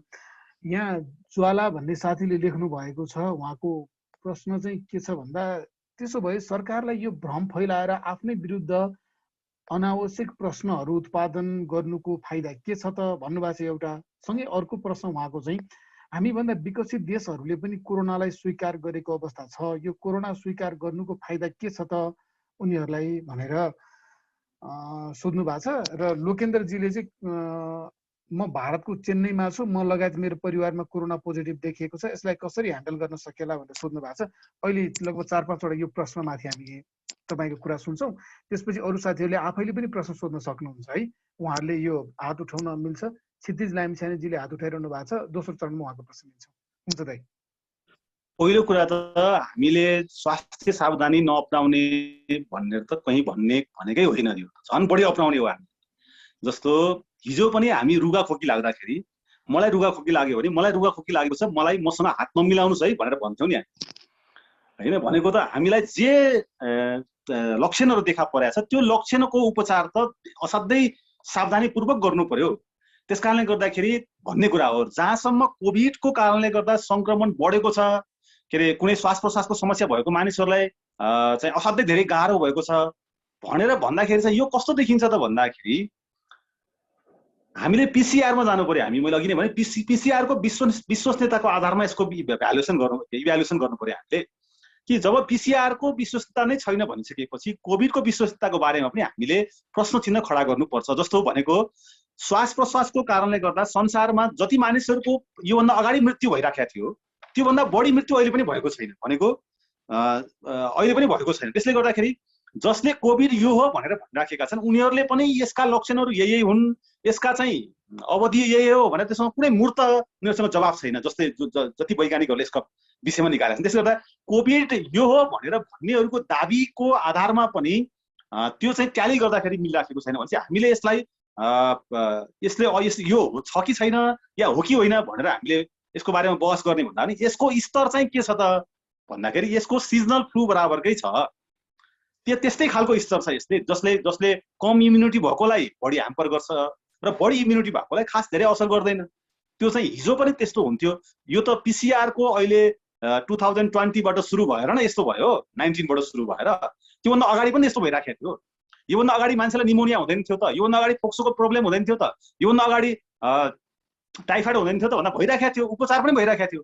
तर अहिले त कस्तो भयो भने यसले चाहिँ के गरिदियो भन्दाखेरि एउटा आतङ्कित सामाजिक मनोदशा तयार पार्यो। हाम्रो कुरा मात्रै के हो भने त्यो आतङ्कित सामाजिक मनोदशाबाट चाहिँ हामी हटे हुन्छ भन्ने कुरा हो महावीरजीको पहिलो कुरामा। दोस्रो कुरा, अब यो राजनैतिक व्यक्तिले चाहिँ के भन्छ स्वास्थ्य सम्बन्धी विषयमा भन्दाखेरि चाहिँ यो चाहिँ के हो भने मसँग तपाईँहरूलाई अब जानकारीको लागि धेरै डक्टरहरूले इन्फर्मेसन दिनुहुन्छ। एकजना डाक्टर प्रकाश पराजुली भन्ने हुनुहुन्छ जसले हरेक दिन उहाँहरूको फेसबुक तपाईँले उहाँको हेर्नुभयो भने मलाई लाग्छ हामीले राखेको भन्दा असाध्यै धेरै क्रान्तिकारी कुराहरू उहाँले राखिरहनु भएको छ यसको बारेमा। र मलाई नेपालमा भएका जिउँदा डक्टरहरू मध्ये थोरै डक्टरहरू मध्ये डाक्टर प्रकाश पराजुली पनि हुनुहुन्छ जस्तो लाग्छ मलाई। उहाँ सिनियर चिकित्सक नै हो, अहिले पनि हुनुहुन्छ र उहाँले हरेक घन्टामा उहाँले लेखिरहनु भएको छ। कुरा के हो भने यो चिकित्सा क्षेत्रमा लगेका साथीहरूले नै यसको बारेमा बोल्नुपर्छ। तर मेरो कुरा के हो भने हामीले भ्याक्सिनमा यो प्रयोग गरेको छ भनेर 1 वर्ष अगाडि भन्यौँ, तर स्वास्थ्यविदहरूले र एकदमै इनेकिनेका स्वास्थ्यविदहरूले अहिले पनि भ्याक्सिनमा यो प्रयोग गरेको छ भनेर उहाँले भन्नु। अब के गर्ने ल भन्नुहोस्? तपाईँले भ्याक्सिन लगाउँदाखेरि यो भ्याक्सिनमा के हालिएको छ भनेर सोध्ने कि नसोध्ने, सोध्न पाउने कि नसोध्ने, त्यसको जवाफ उहाँहरूले दिनुपर्छ कि पर्दैन? मुख्य त उहाँहरूकै दायित्व हो। र मसँग धेरै डक्टरहरूले इनबक्समा मसँग कुरा गर्नुहुन्छ, भ्याक्सिन लगाउँदिन भन्नुभएको छ, भ्याक्सिनको म विरोधी हुँ भन्नुभएको छ, तर उहाँहरूले बाहिर बोलिरहनु भएको छैन। केही डक्टरहरूले बोलिरहनु भएको छ। अब संसारको कुरा गर्दाखेरि फेरि यस्तो छैन है, संसारमा चाहिँ जस्तो युरोपमा, जर्मनीमा, अमेरिकामा, इन्डियामा पनि ठुला मैले राखेको विषय चाहिँ मैले डक्टरहरूकै रिफरेन्समा राखेको। मैले मैले तथ्याङ्कहरूको बारेमा या यसको अर्थ राजनीतिक पाटोमा चाहिँ आफूले केही मेहनत गरेर राखेँ होला, तर यसको स्वास्थ्यको पाटोमा जति पनि मैले कुराहरू राखेको छु त्यो कुरा कुनै पनि मेरो कुरा होइन। त्यो एलोपेथीकै सिनियर डक्टरहरूको कुरा हो। त्यो इन्डियाका डक्टरहरू, अमेरिकाका डक्टरहरू, वैज्ञानिकहरू, इभन ल्याबमै काम गर्ने वैज्ञानिकहरू र युरोपका वैज्ञानिकहरू या डक्टरहरू जो अहिले जुलुसमा छन्, जो अहिले यसका विरुद्धमा लडाईँमा छन् उनीहरूले नै राखेका हुन्। त्यसले गर्दाखेरि यो विषय उठान गर्नुपर्ने नै छ भन्ने लागेर उठाएको एउटा दोस्रो कुरा सरकारलाई के फाइदा हुन्छ त यस्तो कुरा गरेर भन्दाखेरि सरकार भनेको व्यापारीहरूको दलाल, कर्पोरेटहरूको दलाल, उसले कर्पोरेटहरूको काम गर्ने हो। यो हिजो अहिले कर्पोरेट भयो, कर्पोरेटको काम गर्ने, हिजो मल्टिनेसनल कम्पनी हुँदाखेरि उसले मल्टिनेसनल कम्पनीको काम गर्थ्यो, अस्ति उद्योगहरू हुँदाखेरि उसले चाहिँ त्यसको काम गर्थ्यो। त्यसको काम आर्थिक काम गरिदिनको निम्ति उसको पोलिसीलाई WHO मार्फत या सरकार मार्फत इम्प्लिमेन्टेसन गर्ने गर्दछ। यो संसारभरिकै पुँजीवादको नियम हो। त्यसकारणले गर्दा सरकारलाई के फाइदा भन्दाखेरि अब फाइदा त सरकारलाई कमिसनको हिसाबले सबै हिसाबले अब धेरै नै फाइदा देखिन्छ त्यहाँ बस्ने मान्छेहरूलाई त, तर मुख्य कुरा उनीहरूले चाहिँ एजेन्टको काम गर्ने हुन्। त्यसले गर्दा त्यही गरे हो भन्ने लाग्छ मलाई। अब रह्यो कुरा युरोप र अमेरिकामा पनि त यो देखा परेको छ नि। त्यसले गर्दा हामी कसरी हो त भन्दाखेरि त मैले अघि नै भने कि युरोप र अमेरिकामा पनि जे मेडिकल कर्पोरेटहरूले जसरी गरेका छन् अहिले चाहिँ यो चाहिँ के देखिन्छ त भन्दाखेरि कर्पोरेट पुँजीवादको भूमण्डलीकृत पुँजीवाद जसले संसारलाई आफ्नो बनाइराखेको छ। उसले आर्थिक हिसाबले, राजनैतिक हिसाबले, सांस्कृतिक हिसाबले, सबै हिसाबले। र त्यसैको उसमा त युरोपियनहरू नपर्ने या अमेरिकनहरू नपर्ने भन्ने कुरा पनि भएन। र फेरि यस्ता देशहरू अमेरिकामा पनि तपाईँले न्युजिल्यान्ड हेर्नुभयो भने होइन के सरी युरोपमा पनि तपाईँले न्युजिल्यान्ड हेर्नुभयो भने त्यसपछि आएर चाहिँ अरू केही देशहरू हेर्नुभयो भने फेरि त्यहाँ चाहिँ यो खालको विषयहरूले खास प्रवेश पाएका छैनन्। त्यसले गर्दा यो त भूमण्डलीकृत पुँजीवादको राजनीति नै हो भन्ने मलाई लाग्छ। अब अर्को कुरा कसरी हामीलाई पनि संक्रमण भएको छ भन्ने जो साथीहरू हुनुहुन्छ यसको बारेमा चाहिँ एक्सपर्ट डक्टरहरूले अथवा एक्सपर्ट विज्ञहरूले बनाएका केही मसँग केही त्यसको चाहिँ सिम्टम अनुसारका केही विषयहरू पनि छन्। म त्यो अहिले इनबक्समा यहाँहरूलाई सेयर गर्न सक्छु। म महावीरजीलाई सेयर गर्न सक्छु अनि चेन्नईको साथीहरूलाई पनि त्यो सेयर गरिदिनु होला। चेन्नई इन्डियाका साथीहरूलाई त त्यहाँ इन्डियामा धेरै उपचार गर्ने साथीहरू त्यो नाइस अन्तर्गतको टिमले धेरै उपचार गरिराखेको छ। म उहाँहरूको नम्बर तपाईँलाई दिन्छु, त्यहाँ सिधै एड गरेर सिधै कल गरेर नेपालबाट पनि र इन्डियाबाट पनि तपाईँले उपचार पाउन सक्नुहुन्छ। अहिले मैले यो उठेको प्रश्नहरू यति नै हो जस्तो लाग्छ। जस्तै जागिर दाइ यो डाक्टर विश्वदीप रोय चौधरी हो क्या इन्डियाको होइन, यो कोरोनाको विषयमा चाहिँ यो चाहिँ एउटा विश्वव्यापी रूपमै व्यवसाय गर्न व्यापार भइरहेको छ भनेर उनी बोलिरहेका थिए। उनले बनाएको भिडियोहरू चाहिँ युट्युबबाट पनि भटाभट डिलिट हानिरहेको थियो कि त्यो वाट्सएपमा चाहिँ आउने उनको त्यो मैले वाट्सएपमा पनि जोइन थिएँ त्यस्तो भइरहेको थियो। त्यो अहिले इन्डियामा हुने साथीले पनि सायद युट्युबमा अहिले भेटिन्छ भने डाक्टर विश्वदीप रोय चौधरीको भिडियोहरू पनि हेर्न सकिन्छ होला है त्यो। अनि उहाँको चाहिँ सबै बाहिर डिलिट भएको छ। त्यति मात्रै होइन, मैले पनि फेसबुकमा केही लेखेँ भने हाम्रो यहाँ नेपालमा पनि फ्याक्टमा भएका धेरै साथीहरूको फेसबुक अकाउन्ट नै डिलिट भइसक्यो। उहाँहरूले 3टा 4वटा अहिले हाम्रो फ्याक्ट टिममा 10,000 15,000 भन्दा बढी सक्रिय साथीहरू हुनुहुन्छ। उहाँहरू कसैले पनि लेख्ने बित्तिकै उहाँहरूको अकाउन्ट डिलिट गरेको छ। त्यो मात्रै होइन, बेलायतको डक्टरहरूले, बेलायतमा बसेका नागरिकहरूले त्यहाँको भिडियो पठाइरहनु भएको छ। बेलायतमा हरेक दिन जुलुस निस्किराखेको छ होइन, फ्रान्समा निस्किराखेको छ, जर्मनमा निस्किराखेको छ, त्यो पनि डिलिट गर्ने काम गरिएको छ। त्यसले गर्दाखेरि कतिपय त सूचनालाई नै बन्ध्याकरण गर्न खोजेको छ। म त के देख्छु भने अहिलेको संसारमा यो वाक स्वतन्त्रता भन्ने कुरा र हाम्रो मिडियाको साथीहरूलाई पनि मेरो केही जिज्ञासाहरू छन्। जस्तो भ्याक्सिनको कारणले गर्दा मरेका मानिसहरूको बारेमा समाचारै आउँदैन, त्यो किन आइरहेको छैन होइन? भ्याक्सिन लगाएको भोलिपल्टै मरिरहेको छ। भ्याक्सिन त स्वस्थ मान्छेले लाउने हो, स्वस्थ भएको बेलामा लाउने हो नि त कम्तीमा पनि, त्यस्तो पनि आइरहेको छैन। त्यसले गर्दाखेरि उहाँलाई चाहिँ त्यो के वाट्सएपको नम्बरहरू त्यसपछि अरू विभिन्न नम्बरहरू दिएर उहाँले त्यसको चाहिँ उपचार गर्न सक्नुहुन्छ। म त्यो इनबक्स गरिदिनु। ठिक छ। यहाँ अघि विजयजीले चाहिँ एउटा मेसेज गर्नुभएको थियो, कृष्ण विश्वकर्मा हाम्रो साथी हुनुहुन्छ उहाँ युएबाट।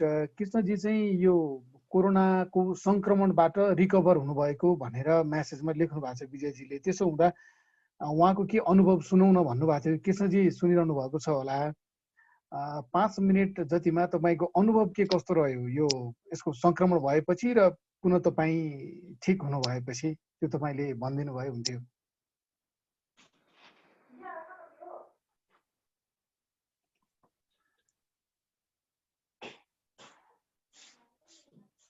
कृष्णजी सुन्नु भएको छ? कृष्ण विश्वकर्माजी युएबाट हुनुहुन्छ।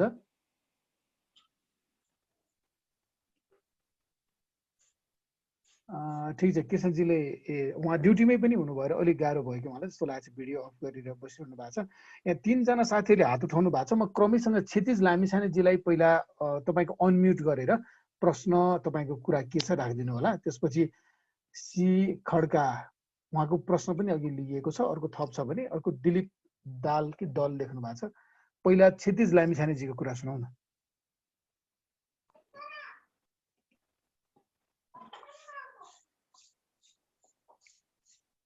क्षितिजी अनम्युट गर्नु होला है, तपाईँको म्युट नै छ।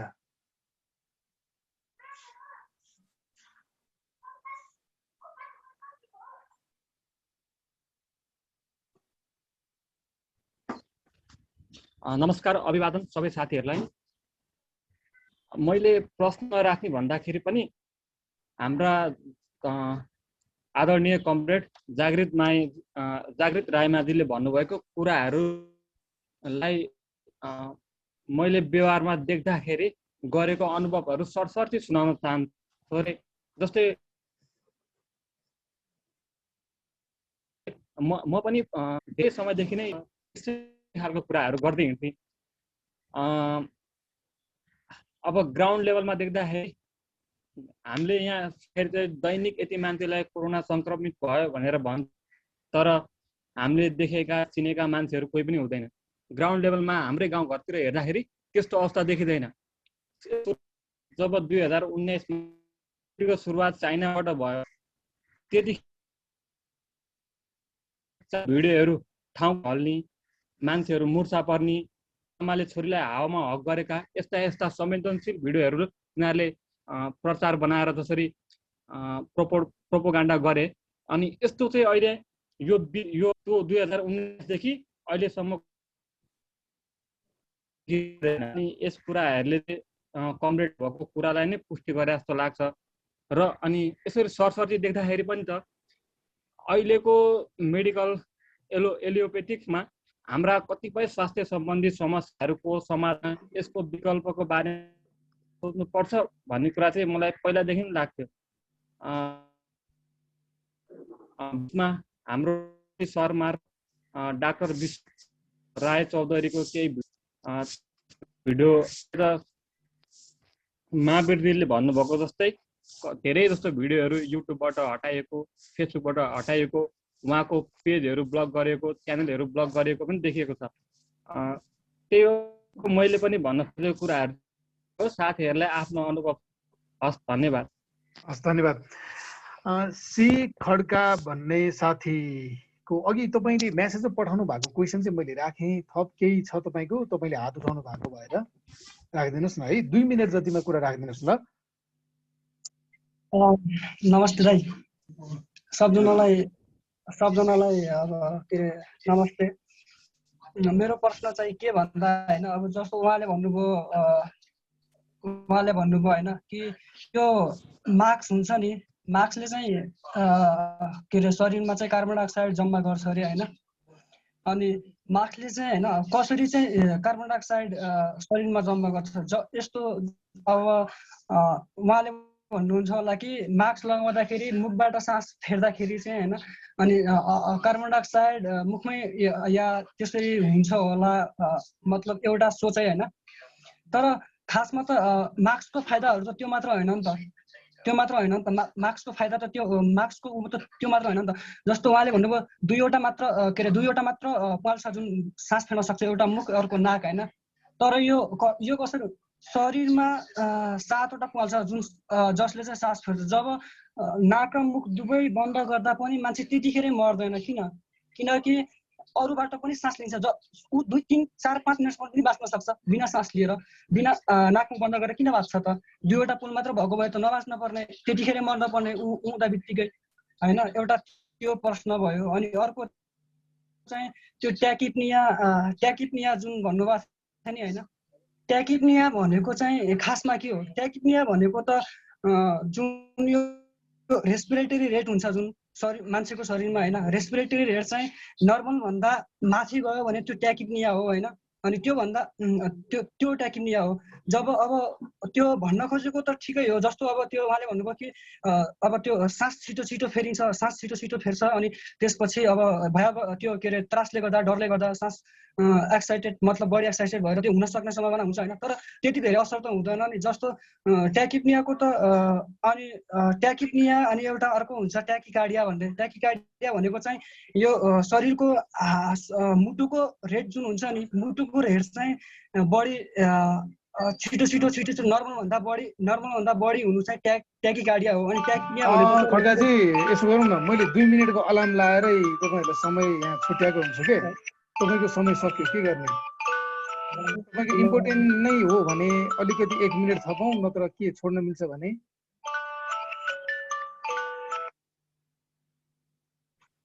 उहाँको प्रश्न के छ, तपाईँको प्रश्न अझै बाँकी छ, त्यसमा छुटेको भए तपाईँ बोल्नु भयो हुन्छ खड्काजी। एउटा प्रश्न लास्ट एउटा प्रश्न चाहिँ एउटा के भन्दाखेरि चाहिँ अर्को उहाँले भन्नुभयो एउटा चाहिँ के अरे यो जुन दिनमा मान्छेहरू यति रेटले मान्छे मरिरहेछ, मतलब यति मान्छे त पहिलेदेखि मरिरहेको थियो, तर अहिले चाहिँ अहिले यो कोभिडको उसले गर्दा चाहिँ अनि त्यति नै मरिरहेछ, अहिले पनि पहिले पनि त्यति नै मरिरहेको थिए। तर एउटा कुरा, अब भाइरस भन्ने चिज र अनि अरू रोगले मर्ने त फरक कुरा हो नि त। जस्तो भाइरस भनेपछि एकैचोटि आउने हो, एकैचोटि पछि बिलिङ पनि एकैचोटि हुने हो, जस्तो एकैचोटि नर्मल हुने हो। एक क्यान्सर अनि अरू त हुँदैन नि त होइन। अनि तर डर यो त्रास जति फैलायो भने पनि होइन, त्यो भने पनि, तर सत्य कुरा चाहिँ त्यही हो कि जस्तो कोभिड चाहिँ होइन अब एउटा भयानक रूप नै हो भनौँ, हो त्यही भन्न खोजे। जस्तै तपाईँलाई मलाई अघि तपाईँले जुन के अरे शरीरको 7वटा पालहरूबाट सास फेरिन्छ भन्ने कुरा चाहिँ मलाई नौलो लाग्यो। तपाईँ स्वास्थ्यसँग सम्बन्धित हो, तपाईँ के गर्नुहुन्छ? म मेडिकल लाइनमा पढिरहेको छु। हो म यहाँ चाहिँ तपाईँको भिडियो खोल्न मिल्छ खड्काजी तपाईँको? म चार्ज लगाएर दाइ गरिरहेको छु होइन, ल खोल्छु एकछिन। तपाईँ भन्नुहोस् त कहाँ तपाईँको त्यो अलिकति ब्याकग्राउन्ड सहित नै बुझ्न मन लागेको मलाई। तपाईँ कतिमा पढ्दै हुनुहुन्छ, कहाँ पढ्दै हुनुहुन्छ, कसो हो? म चाहिँ यहाँ चाहिँ 3rd इयर पढ्छु यही काठमाडौँमा मिस्ट कलेजमा होइन। अनि उहाँले जस्तो मलाई चाहिँ रोचक त्यतिखेर उहाँले भन्नुभयो जब कि त्यो हुन्छ नि मास्क लगाएपछि चाहिँ कति के अरे मास्क लगाएपछि कार्बन डाइअक्साइड चाहिँ ऊ हुन्छ होइन, तर त्यो होइन नि त। कार्बन डाइअक्साइड यस्तो अब त्यसले मास्क लगाएर त्यो छोप्दा बित्तिकै पनि मान्छे मर्दैन। जस्तो नाक र मुखमा त छोप्यो भने मान्छे मर्न पर्ने हो नि त, त्यतिखेर नै मर्नुपर्ने हो, त्यतिखेर तुरुन्तै मर्न पर्ने हो, 1-2 सेकेन्डमै 1-2 मिनटमा, बढीमा 1 मिनटमै मर्न पर्ने हो, 60 सेकेन्डमा मर्न पर्ने हो। तर मान्छे 3 मिनट 4 मिनट 5 मिनट पनि बाद दिन्छ नि त होइन, हो त्यो। अनि त्यो चाहिँ जागिर दाइले लगभग बुझिसक्नु भयो होला है प्रश्न उहाँको? हजुर ठिक छ बुझियो। त्यसो भए म अर्को साथीकोमा जान्छु ल खड्काजी, तपाईँले अलि समय बढी पनि भयो। दिलीप दल डिएल लेख्नु भएको छ, दिलीप दाल हो कि दल हो? उहाँ साथीलाई म आफ्नो कुरा राख्न अनुरोध गर्छु। सम्पूर्ण अभिवादन। म दिलीप सिंह नागरी, भारत राजस्थानबाट। मेरो प्रश्न भन्दा पनि एउटा सुझाव हो। अब मैले देखे अनुसारको र म 2020 को जुन यो कोभिड-19 को यो कहर थियो, त्योभन्दा पनि अहिलेको 2021 मा धेरै अब चर्चित भइरहेको छ भनौँ न। जुन त्यति बेलाको जुन अब डेट केसको जुन डाटा थियो र अहिलेको डेट केस डाटामा धेरै अन्तर छ। अब त्यसमा अब मलाई पनि अलि विश्वास लाग्छ कि अब कोभिड हो भन्ने पनि लाग्छ, छैन भन्ने पनि लाग्छ होइन। अब जस्तै म पनि यो 2020 मा नेपाल आउने बेला मलाई खाँसी जुकाम भइरहन्थ्यो र मैले यो मास्कहरू युज गरिरहन्थेँ थिएँ। र अब त्यति बेला बाइचान्स मलाई टेस्ट गरेको भएदेखि म पनि कोभिड पोजिटिभ निक्लिन्थेँ भन्ने मलाई विश्वास छ। अहिले पनि मलाई यदि टेस्ट गरेछन् भने म पोजिटिभ निक्लिन्छु भन्ने मलाई अझै पनि विश्वास छ। र मैले आफ्नो निरन्तर जीविका अब चलाएको छु। जुन अब भनौँ आयुर्वेदिक औषधि भए पनि अथवा कुनै अब आयुर्वेदिक काँडा पेय पदार्थ भए पनि त्यसको सेवन गरिरहन्छु निरन्तर, र मलाई त्यति अप्ठ्यारो छैन।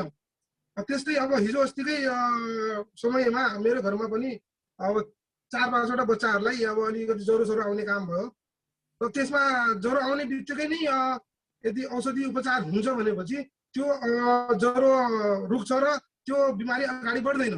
मैले मेरो अनुभव यदि लापरवाही गरेपछि ज्वरै हो ठिक भइहाल्छ, भोलि पर्सि हेरौँला, अब डाक्टर कहाँ भोलि पर्सि जाउँला अथवा कुनै प्यारासिटामोल भोलि पर्सि दिउँला, त्यतिकै ज्वरो हो भनेर त्यतिकै लापरवाही गरेपछि त्यो ज्वरो अलिक भयङ्कर रूप लिएर अलि अप्ठ्यारोमा पार्छ कि भन्ने जस्तो मलाई लागेको छ। र अब जुन यो कोभिड-19 जुन बिमारी छ त्यो अब जुन एक बेला अब हाम्रो अब नेपालमा एउटा हैजाको रूप थियो नि, जुन बेला अब हामीहरू सानो थियौँ त्यति बेला हैजाले पनि हाम्रो नेपालमा स्वाहा गरेका थियो। कुनै जिल्लामा आफूले गाउँठाउँ छोडेर अन्य ठाउँमा गएर पनि बसेका थिए। अब त्यस्तै अब क्षण पनि देखिएको छ त्यसको। मेरो अब सोचाइ अनुसार नै अब यो WHO को एक जालसाजी जस्तो पनि देखिन्छ कहिलेकाहीँ यसो लाग्छ कि हुन वास्तविक हो कि त भन्ने एउटा, अब किनकि एउटा आफ्नै आफन्तहरू आफ्नै सामान्य यदि मर्न लागेपछि आफूलाई पनि अलि अप्ठ्यारो लाग्छ र आफूलाई पनि एक फिल हुन्छ कि साँच्चै नै यो कोरोना हो कि बिमारी भन्ने एउटा फिल पनि हुन्छ। अब यसमा दुई मत छन् भनौँ न। अब WHO को एउटा जालसाजी हो भन्न पनि सकिन्छ र वास्तविक यो भाइरल बिमारी हो भन्न पनि सकिन्छ। म रायमाझी सरको अब साथमै छु भनौँ न एकदम। मैले तपाईँको प्रश्न के समय पनि सकेको घन्टी बज्यो यहाँ है, अलि रोक्छु ल म तपाईँलाई। सबैजनालाई बोल्ने मौका मिल्नु पर्यो, मेरो खासै अब प्रश्न पनि थिएन होइन। हस् धन्यवाद ल, हुन्छ हस्। यो म अलिक छुट्टो जस्तो देखिन्छु होला, यो समयको म्यानेजमेन्ट चाहिँ हामीले गर्नै पर्छ कि फेरि नत्र अलि हुन्छ। हामी कृष्ण विश्वकर्माजीको अनुभव एकछिनपछि सुन्छौँ, उहाँ पनि तयारी अवस्थामा हुनुहुन्छ। त्योभन्दा अघि यतिन्जेल अहिले आएको प्रश्नहरूको बारेमा जागृताले के कुरा राखिदिनुहोस्। होइन, त्यहाँ अघि साथीले राख्नु भएको थियो मास्कको बारेमा। अब यो चाहिँ मास्कले कसरी चाहिँ कार्बन डाइअक्साइडलाई भित्र, अब हामीले स्वतः सजिलै कुरा के छ भने हामीले श्वास फेर्दाखेरि जुन निकाल्छौँ त्यो मास्कमै जम्मा हुने हो र फेरि लाँदाखेरि त त्यो स्वाभाविक रूपमा गइहाल्छ। र त्यसले चाहिँ त्यो हाइपरकेप्निया भनेको मैले उहाँले अर्कै भन्नुभएको थियो होइन, त्यो चाहिँ हाइपरकेप्निया भन्ने एउटा नयाँ त होइन, यो पुरानै हो कि हाम्रो श्वास प्रश्वासको कारणले के अरे भित्रपट्टि चाहिँ कार्बन डाइअक्साइड जम्मा भइसकेपछि उसको चाहिँ त्यो श्वास प्रश्वासको समस्या चाहिँ झन् बढ्ने भन्ने हुँदो रहेछ र त्यो नै हो त्यसमा। अब यो मास्कको बारेमा त हामीले प्रयोग गरेर हेरौँ भन्ने छ मेरो कुरा। अब स्वाभाविक रूपमा हामीसँग यस्ता डक्टरहरू आइसके नेपालमा, घरभित्र बसेर अब परिवार सबै हामी एकदमै मुटुका एकदमै राम्रा डक्टरहरूले पनि होइन, अब के अरे घरभित्र बसेर परिवार पुरै मास्क लगाएको फोटो उहाँहरूले राख्नु भएको छ।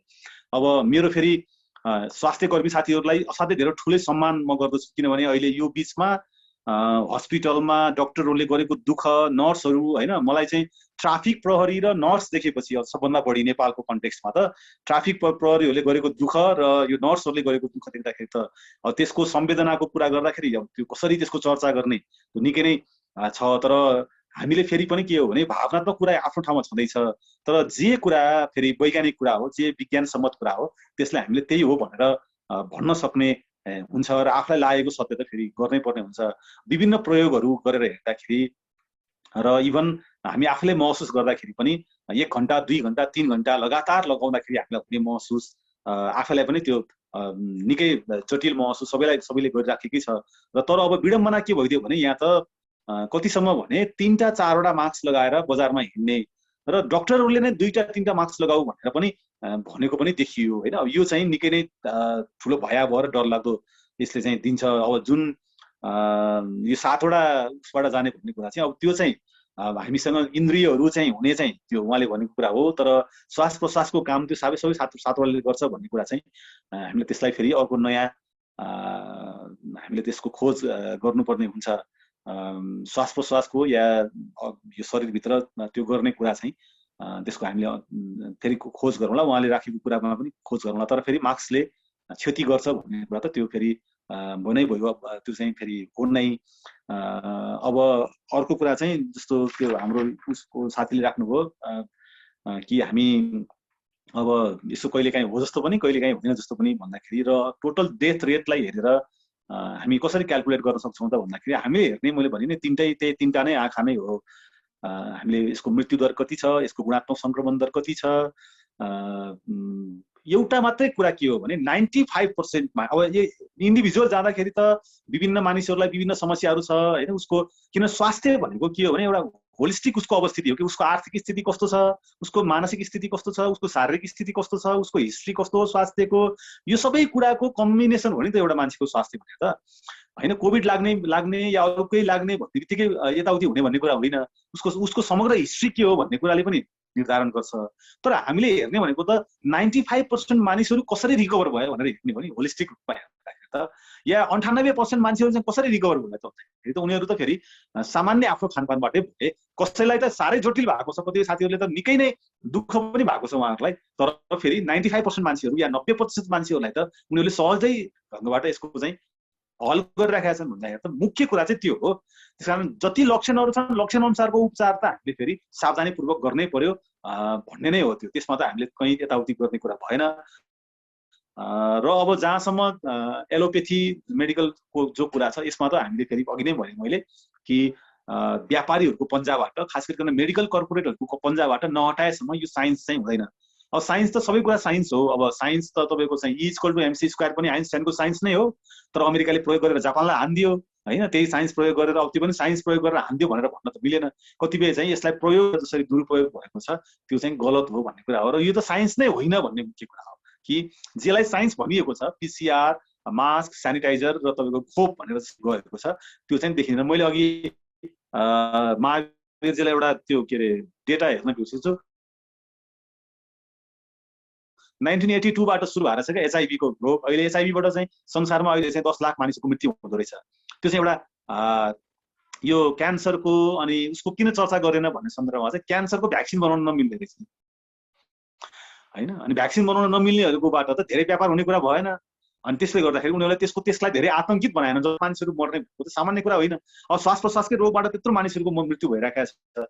जेबाट उनीहरूलाई मेडिकल कर्पोरेटहरूलाई फाइदा भएको छ त्यो कुरालाई उनीहरूले, जस्तो तपाईँ स्वाइन फ्लूको कुरा गर्नु, स्वाइन फ्लूबाट संसारमा मान्छे कतिको मृत्यु भयो भन्दाखेरि त्योबाट मान्छेको मृत्यु नै भएन खास। तर स्वाइन फ्लूको बेलामा यस्तो ल्याइयो कि योभन्दा बढी यो यस्तै ल्याइएको थियो। त पछि भ्याक्सिन लगाइसकेपछि चाहिँ भ्याक्सिन लगाएका मानिसहरूको चाहिँ 40 लाख भन्दा बढी मानिसहरूको मृत्यु भयो भन्ने छ। स्वाइन फ्लू भन्दा अगाडिको यसो के अरे भ्याक्सिन लगाउँदाखेरि भनेपछि यस्ता ठिक वैज्ञानिक दृष्टिकोण निर्माण गर्नुपर्ने स्थिति छ। त्यसले गर्दाखेरि खास गरिकन स्वास्थ्य कर्मी साथीहरू र अन्य त्यो क्षेत्रमा इन्ट्रेस्टेड हुने साथीहरूले पनि त्यसमा ध्यान दिनुपर्छ। र जहाँसम्म आजको ज्ञानको जो कुरा छ, आजको ज्ञानको कुरामा चाहिँ तपाईँ टिपिकल तपाईँ जस्तो हिजो चाहिँ विज्ञताहरूको जमाना थियो, एउटा जमाना थियो आजभन्दा 20 वर्ष अगाडि कि कुनै विषयमा मात्रै मान्छे विज्ञ हुन सक्ने। तर आज हामीलाई सूचना प्रविधिले यस्तो बनाइदिएको छ कि तपाईँले चाहनुभयो भने हरेक कुराको डेप्थमा गहिराइमै तपाईँ पुग्न सक्ने स्थिति चाहिँ छ। त्यसले गर्दाखेरि हरेक विषयहरूमा हरेक मानिसहरूले आफूले गहिराइबाट त्यसको रिपोर्ट गर्न सक्ने, त्यसको चाहिँ नलेज राख्न सक्ने अवस्था चाहिँ हामीलाई देखा परेको छ।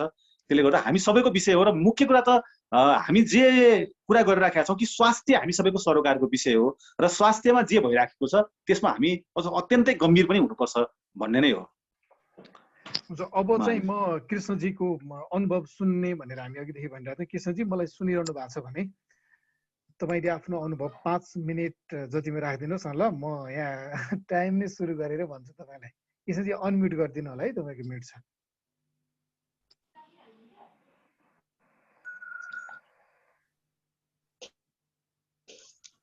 सम्पूर्ण कमेन्टहरुमा अभिवादन। म कृष्ण विश्वकर्मा युएबाट ड्युटीमै छु। त्यो भए हुनाले यो मास्क लाउन चाहिँ कोको लाउन अनिवार्य छ। यहाँ म लाएन भने चाहिँ सरकारको तर्फबाट 3000 दिरहमको फाइन आउँछ। त्यही भएर यो चाहिँ अनिवार्य नै बनाएको छ यो मास्क लाउन चाहिँ। सम्भवतः जागृत रायमाझी कमरेडले भन्नुभएको कुराहरू अत्यन्तै तथ्य र तथ्याङ्कमा आधारितहरू छन्। त्यसमा चाहिँ मेरो पूर्ण समर्थन छ। हामी आफैले पनि थोरै बहुत चाहिँ अनुसन्धान गर्दा खोज्दा यो एउटा चाहिँ भयावह परिस्थिति निर्माण गर्ने, टेरराइज गर्ने एउटा सुनियोजित चाहिँ षड्यन्त्रभित्र नै हो भन्ने मेरो पनि बुझाइ छ। यो भन्दै उहाँको चाहिँ सम्पूर्ण कुराहरूमा मेरो समर्थन छ। तथापि यो चाहिँ कोरोना लाग्दाको चाहिँ सुरुवाती चरणमा म आफै पनि हस्पिटलमा काम गर्ने भए हुनाले हस्पिटल चाहिँ अब विभिन्न किसिमका पेसेन्ट्सहरू आइरहने हुँदा र उनीहरूसँग चाहिँ मेरो चाहिँ अब यो चाहिँ रिसेप्सनमा काम गर्ने हो। त्यो भएकोले उहाँहरूसँग बढी सम्पर्कमा जानुपर्ने हुँदाखेरि म चाहिँ सङ्क्रमित हुन पुगेँ। अब त्यतिखेर चाहिँ मलाई लगभग 38 डिग्रीको ज्वरो आएको थियो। त्यसपछि चेक गराउँदाखेरि कोरोना छ भन्ने कुरा भयो। त्यसपछि गएर म रेस्टमा गएर बसेँ। अनि मैले त्योभन्दा अगाडि चाहिँ केही दिन अगाडि चाहिँ मैले सिटामोल अनि यो चाहिँ यो सिजनल फ्लू मलाई चाहिँ कफ भएको थियो, त्यो सिरप खाएको थिएँ फार्मेसीबाट लिएर। डाक्टरको प्रिस्क्रिप्सन थिएन त्यतिखेर, सामान्यतः फार्मेसिस्टले नै तपाईँको चाहिँ त्यो दिएको हुनाले त्यो खाएको थिएँ। जब मलाई चाहिँ कोरोना लाग्यो त्यसपछि त्यसको लगभग 3 दिन पछाडि चाहिँ मलाई एकदम एलर्जी, बडी एलर्जी भयो र तपाईँको पुरा बडी चाहिँ एकदम त्यो रेड र्यासेसहरू चाहिँ शरीरैभरि आयो। यो ओठहरू चाहिँ सुन्निएर ठुल्ठुला भए।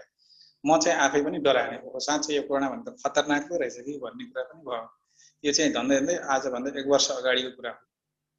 त्यसपछि अब यहाँ चाहिँ सम्पूर्ण चाहिँ सुविधा सरकारले दियो भने हुनाले तत्कालै एम्बुलेन्सलाई मैले कल गरेँ। एम्बुलेन्सले मलाई सरकारी हस्पिटलमा लग्यो। त्यसपछि गएर त्यहाँ मलाई भर्ना गरेर 8 दिन चाहिँ राख्यो। त्यो क्रममा पनि उहाँहरूले सामान्य सिटामोल्सहरू अनि त्यसपछि गएर त्यो एलर्जी चाहिँ नआउने दबाई यस्तो दियो र तपाईँको यो अर्को एउटा चाहिँ के इन्जेक्सन दिँदो रहेछ। त्यसले चाहिँ त्यो किन दिएको मलाई भनेको, त्यो चाहिँ अब यो कोरोनाको टाइममा तिमीहरू चाहिँ अब बेड रेस्टमा हुन्छौ।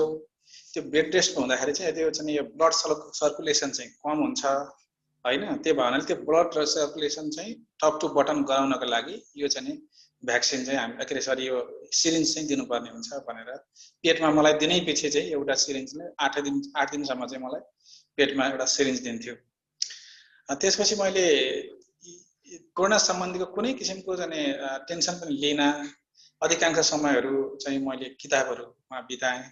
त्यसो गर्दाखेरि मलाई चाहिँ यो कोरोना प्रतिको खासै त्यो चाहिँ डर पनि नभएन। म चाँडै नै रिकभर भएँ।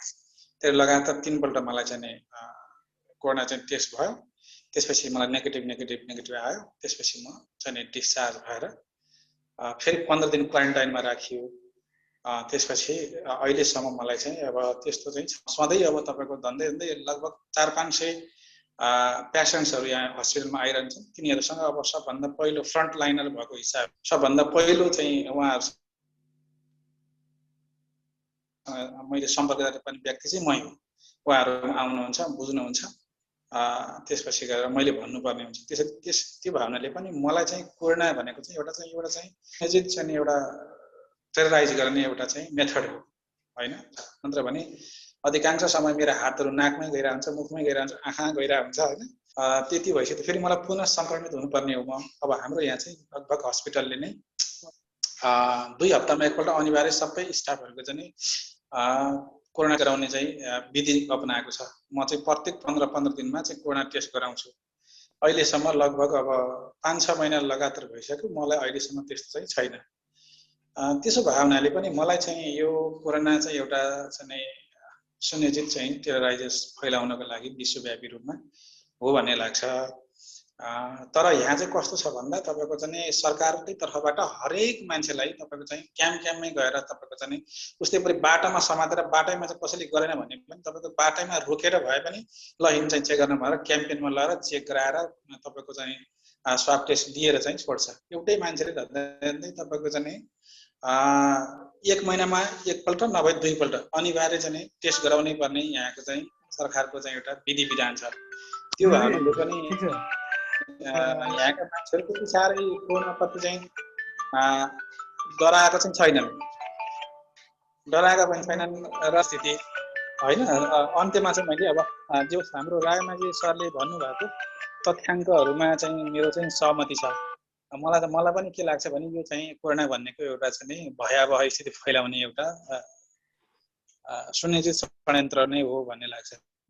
हस्, धन्यवाद कृष्णजी। म समय नै हेरिरहेको भएर हुन्छ सर है लगभग कुरा पनि सके नसके भए चाहिँ फेरि त्यस्तो हामी यो एकदमै यो रेडियो टिभीको कार्यक्रममै होइन समय बढाउन नमिल्ने भन्ने पनि तपाईँ कुरा लगभग आइसकेको भन्ने तपाईँले भन्नुभएको भएर म यसरी दीपक चैतन्यजीलाई पनि आफ्नो उहाँ पनि कोरोना पोजिटिभ भएर निको हुनुभएको अनुभव छ उहाँसँग म दीपकजीलाई पनि आफ्नो अनुभव सुनाउन अनुरोध गर्छु 5 मिनट है दीपकजी सर्वप्रथम धन्यवाद कार्यक्रम सञ्चालन गरिरहनु भएको महावीर कमरेड सुन्नु भएको छ ठीक छ आज कमरेड सुन्नु भएको छ ए हवस् अनि अभिवादन छ हाम्रो जागृत रायराजी कमरेड लगायत धेरै कमरेडहरू नै देखिरहेको छु मैले विशेष गरी यो चाहिँ हाम्रो सङ्गठनसँग सम्बन्धित भएका देश प्रदेशसँगमा रहनुभएका साथीहरूलाई नै केन्द्रित गरेर गरिएकोले भएकोले पनि धेरै साथीहरू हाम्रो कमरेडहरू हुनुहुन्छ र यो उसमा चाहिँ जस्तो हाम्रो कृष्ण कमरेडले आफ्नो अनुभवहरू सेयर गरेर राख्नु भएको खण्डमा अनि जुन साथीहरूका पनि केही प्रश्नहरू सुनियो अनि हाम्रो जागृत कमरेडले पनि विगत जब कोरोनाको सुरुवात महामारीको रूपमा यसलाई राखेर जुन सरकार अथवा देश विदेशमा जुन किसिमको चाहिँ क्रियाकलापहरू भूमिकाहरू र आम जनताहरूलाई चाहिँ एउटा पीडा होइन दिने कामहरू जस्तै भनौँ न त्यो भयो त्यसमा चाहिँ एउटा मेरो आफ्नो अनुभव पनि मैले सेयर गर्दाखेरि साथीहरूलाई केही जानकारी हुन्छ भन्ने हिसाबले अनि मैले चाहिँ म चाहिँ पोहोर 2020 को मेमा चाहिँ म कोरोना पोजिटिभ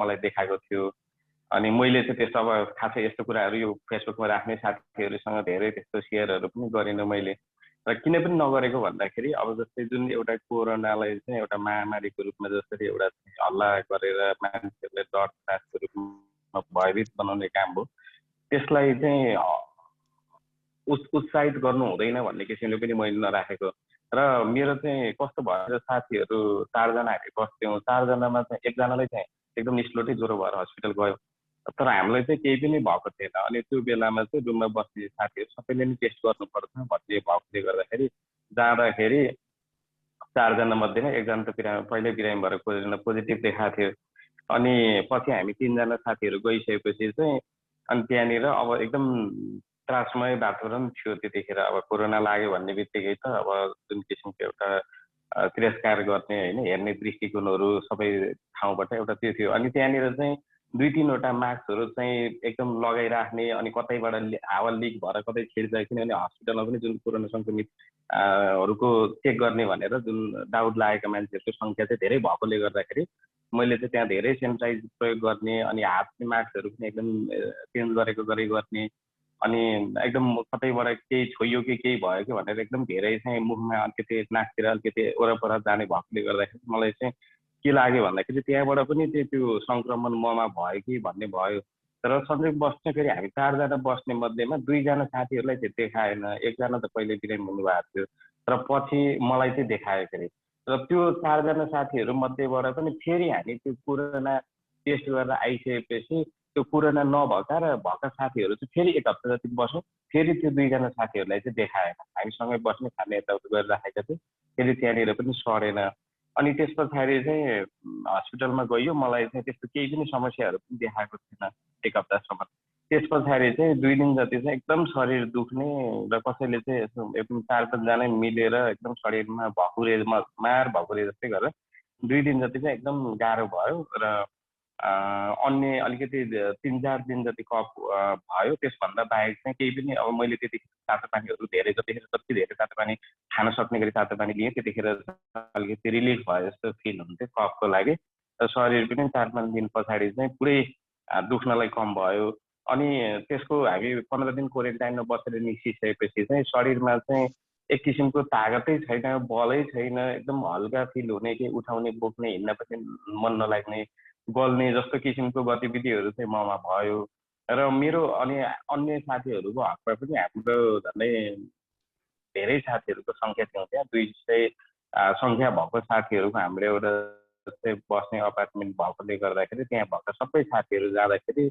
लगभग 4-5 जना बाहेक चाहिँ 175 लगभग साथीहरूमा टेस्ट गर्दाखेरि चाहिँ सबैलाई नै कोरोना देखाएको थियो र त्यो 20-25 जना बाहेकमा चाहिँ केही ज्वरो आउने समस्या भए पनि अनि त्यो बेलामा चाहिँ त्यो सिटामल मात्रै दिने कामहरू भएको थियो अरू बेला चाहिँ तपाईँको यस्तो केही यो ब्लड प्रेसर सुगर भएका मान्छेहरूलाई चाहिँ विशेष गरी हस्पिटलमा अलिकति अप्ठ्यारो परेको खण्डमा तर सामान्य भयो भने यसलाई चाहिँ पचाउने नै हो पच्छ भन्ने किसिमले डक्टरहरूले पनि ट्रिट गरिरहेको थिए र मलाई आफैलाई पनि त्यस पछाडि चाहिँ र त्यो त्यो त्यो त्यो जतिखेर मलाई कोरोना लागिरहेको छ त्यतिखेर पनि त्यस्तो धेरै कुनै त्यस्तो अप्ठ्यारो असहज गाह्रो नभएकोले गर्दाखेरि जसरी एउटा चाहिँ हाम्रो अहिले नेपालदेखि ल्याएर भारत अन्तर्राष्ट्रिय रूपमा पनि हाम्रो जागृत राईमाझी कमरेड लेख्ने जसरी व्याख्या गरिरहनु भएको छ साँच्चै त्यही नै हो कि र दोषी चाहिँ रोगसित हजुर रोगसित प्रत्ये सकियो र मेरो पनि के हो भन्दाखेरि रोग प्रतिरोधात्मक क्षमता चाहिँ हामीले वृद्धि गऱ्यौँ भने अन्य साथीहरू डराउनु पर्दैन र जुन किसिमले एउटा भयभीत गर्ने काम गरिरहेको छ राज्य र यो सरकारहरूद्वारा यसलाई चाहिँ हामीले खुलेर सक्ने ठाउँबाट चाहिँ प्रतिरोध गर्नुपर्छ र यसलाई चाहिँ निश्चित गर्ने कामहरू गर्नुपर्छ भन्ने म पनि गर्छु। हवस् महावीर कमरेड सुन्ने मेरो लगभग सिद्धि म यसपछि विजय कमरेडले हात उठाउनु भएको छ म उहाँलाई आफ्नो कुरा राख्नको लागि अनुरोध गर्छु। थ्याङ्क यू दाइ। सुनिरहेछ नि है? सुनिरहेछ। ओके, दाइले भनेका धेरै कुराहरूमा चाहिँ म कन्भिन्स छु होइन, जुन फ्याक्ट एन्ड फिगर राख्नुभयो त्यो कन्भिन्सिङ नै छ। यद्यपि मलाई लागेको कुरा एउटा म राखिहाल्छु, सोधिहाल्छु दाइलाई। दाइको जुन फ्याक्ट एन्ड फिगर, जुन तर्क र तथ्यको केन्द्र छ नि, त्यो चाहिँ मलाई डेथ रेट हो जस्तो लाग्छ क्या, क्युमुलेटिभ डेथ रेट अथवा केस फ्याटिलिटी रेट CFR भन्दो रहेछ त्यो, अर्थात् कतिजना मान्छे मरे त भन्ने चाहिँ उहाँको तथ्य र तथ्याङ्कको केन्द्र हो। त्यसैका आधारमा चाहिँ उहाँले आफ्ना तर्कहरू सिर्जना गर्नुभएको छ, बनाउनु भएको छ, व्यक्त गर्नुभएको छ जस्तो मलाई लाग्छ होइन। दाइलाई मेरो क्वेसन भनेको के हो भनेपछि यो जुन तपाईँले CDR र CFR को जुन स्ट्याटिस्टिक्स पाउनु भएको छ यसको स्रोत के हो है, यसको स्रोत के हो? किनभने हामीले न्युजमा के सुनिरहेछौँ भने गभर्मेन्टले होइन कोभिडको कारणले भएका डेथहरूलाई अन्डर रिपोर्ट मात्रै होइन कि अनकाउन्ट पनि गरिरहेछ होइन।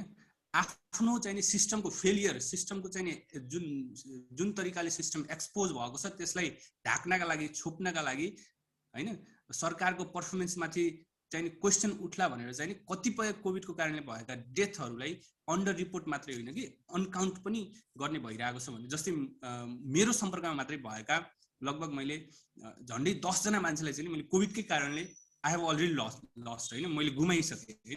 मेरो अस्ति भर्खरै आफन्त मेरो ठुलबुवा बित्नुभयो कोभिड कारणले मुम्बईमा, अर्को ठुलबुवा चाहिँ अहिले आइसियुमा हुनुहुन्छ मुम्बईमै, कोभिडकै कारणले उहाँ आइसियुमा हुनुहुन्छ। र हाम्रै पार्टीको एकजना सदस्य यमलाल रसाइली लम्कीको साथीलाई हामीले कोभिडकै कारणले गुमाइसकेका छौँ होइन। सो दाइले बोलेको कुरालाई विश्वास गर्ने कि हामीले देखेको कुरालाई विश्वास गर्ने भन्ने कुरा पनि आयो क्या अब, किनभने हामीले त प्रत्यक्ष भोगिरहेछौँ होइन।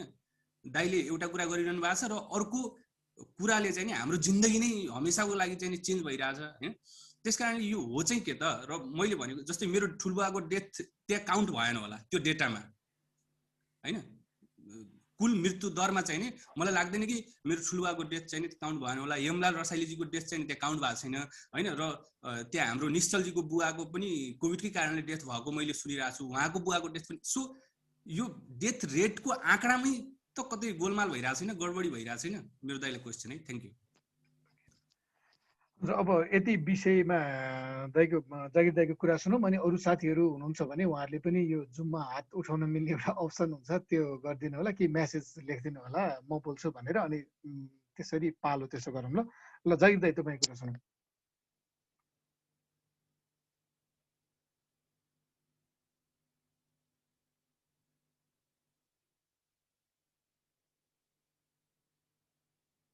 जागिर दाइ सुन्नु भएको छ मलाई?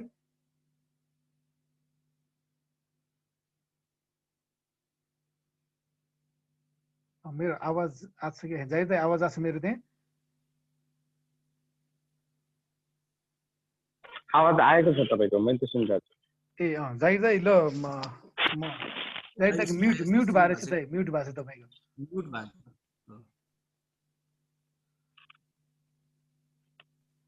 स्टिल म्युट छ दाइ। ल अब भयो। अब जस्तो विजयजी अरू साथीहरूको कुरा सुनिसकेपछि अब तपाईँ कुरा सुनौँ, त्यसपछि अरू साथीहरू। विजयजीले राख्नु भएको जस्तो हाम्रो दिपकजीले राख्नु भएको कुरामा चाहिँ अहिले मेरो सुनिया छ होइन, दिपकजीले राख्नु भएको कुरा त उहाँको अनुभवको हिसाबले उहाँको विषयमा त धेरै भएन। अब विजयजीले राखेको कुरा चाहिँ जस्तो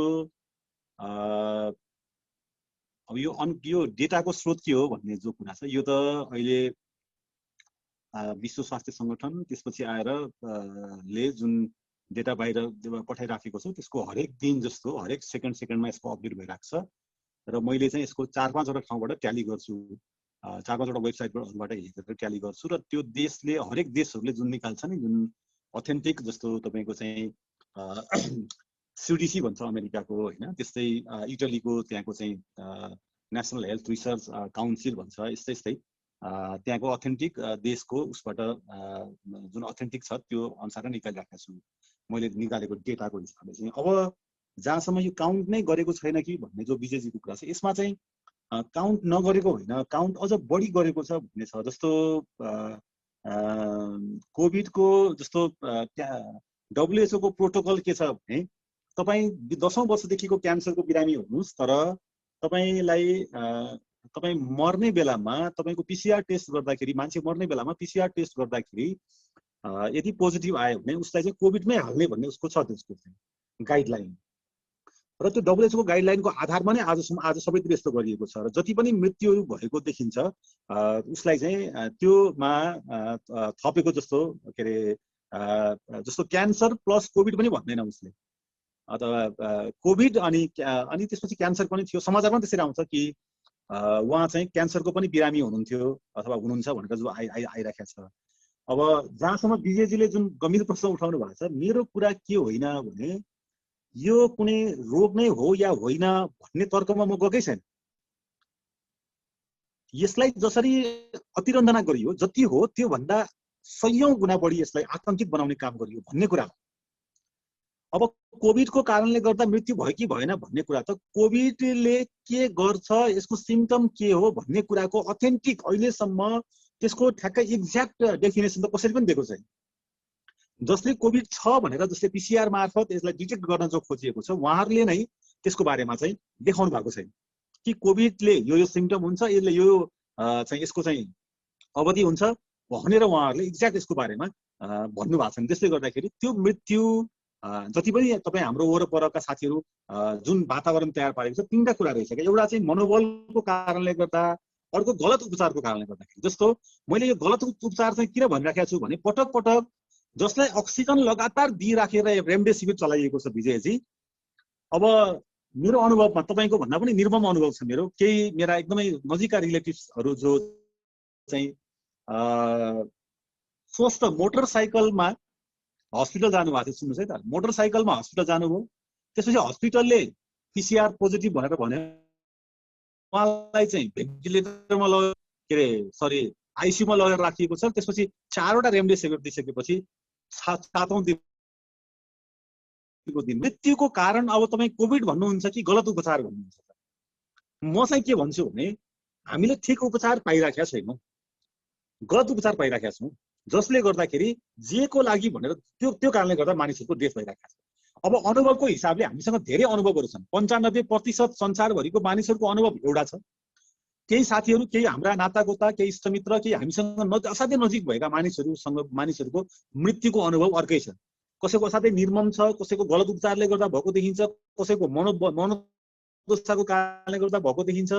कयौं आत्तिएर अहिले यसरी फोटो राखिरहनु भएको छ कि हैन मेरो बारेमा प्रार्थना गर्नुभएको छ। त्यसकारणले गर्दा यो निकै संवेदनशील विषय छ।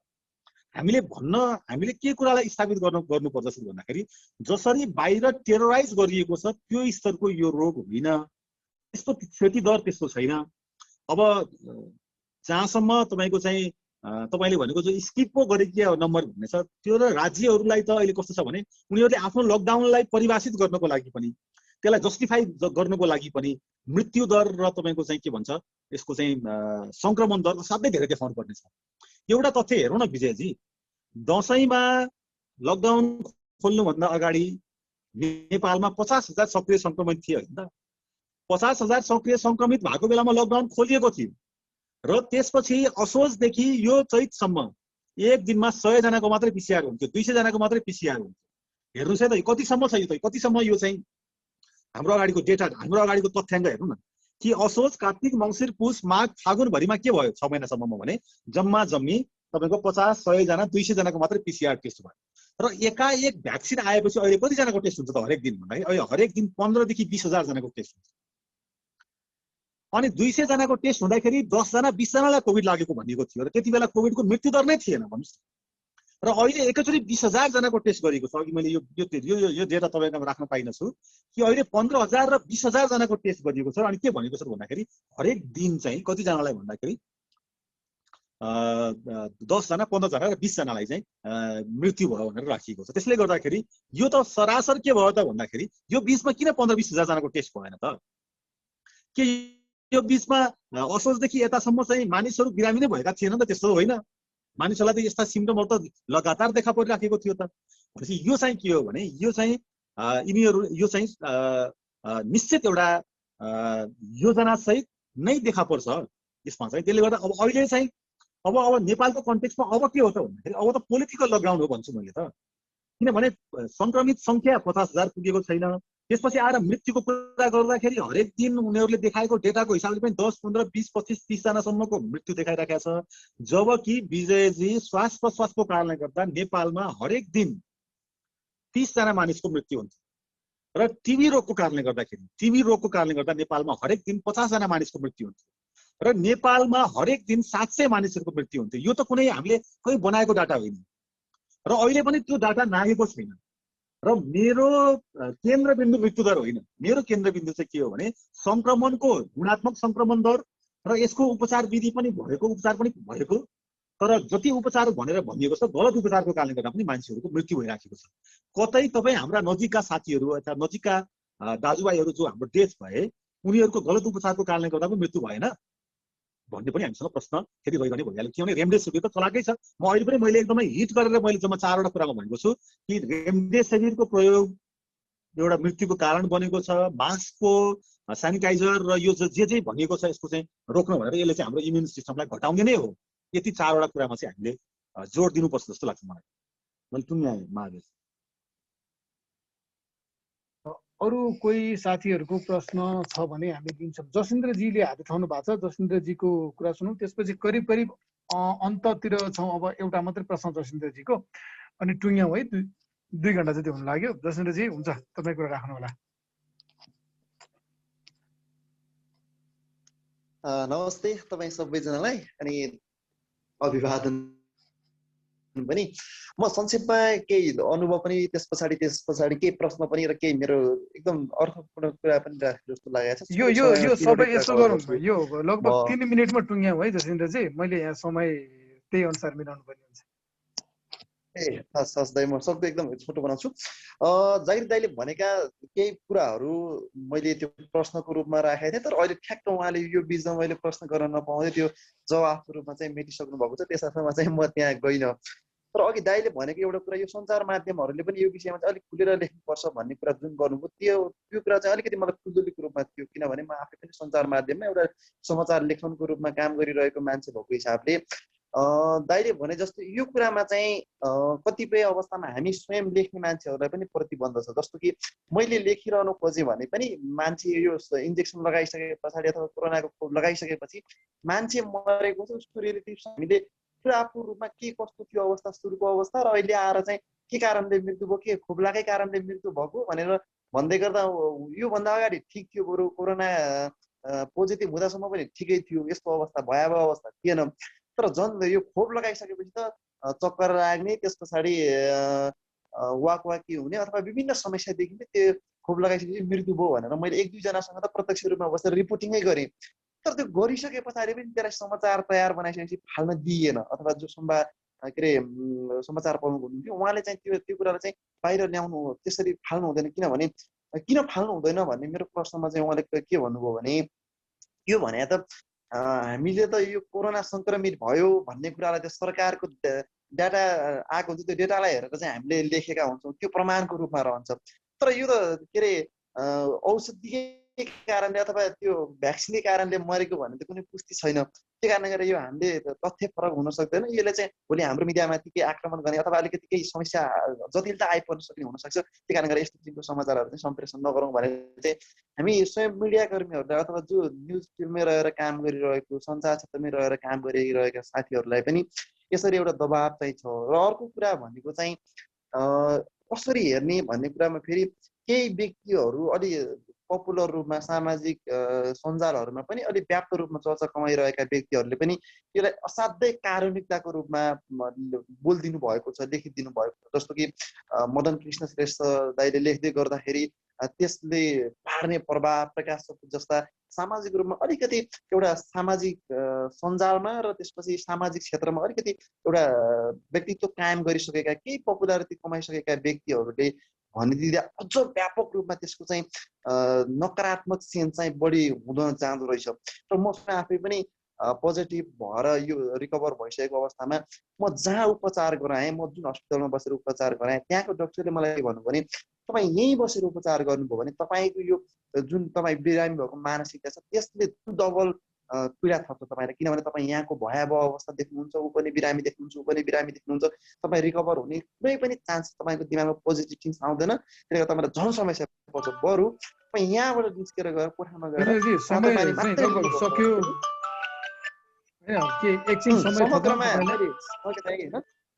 होइन मैले अलिकति मात्रै जोडेर है समय थप्न गरौँ। मैले भन्न खोजेको चाहिँ कुरा चाहिँ के हो भने यहाँ मिडियाहरूलाई पनि प्रष्ट रूपमा बोल्न चाहिँ अथवा सत्य तथ्य बाहिर ल्याउन चाहिँ दिइएको छैन।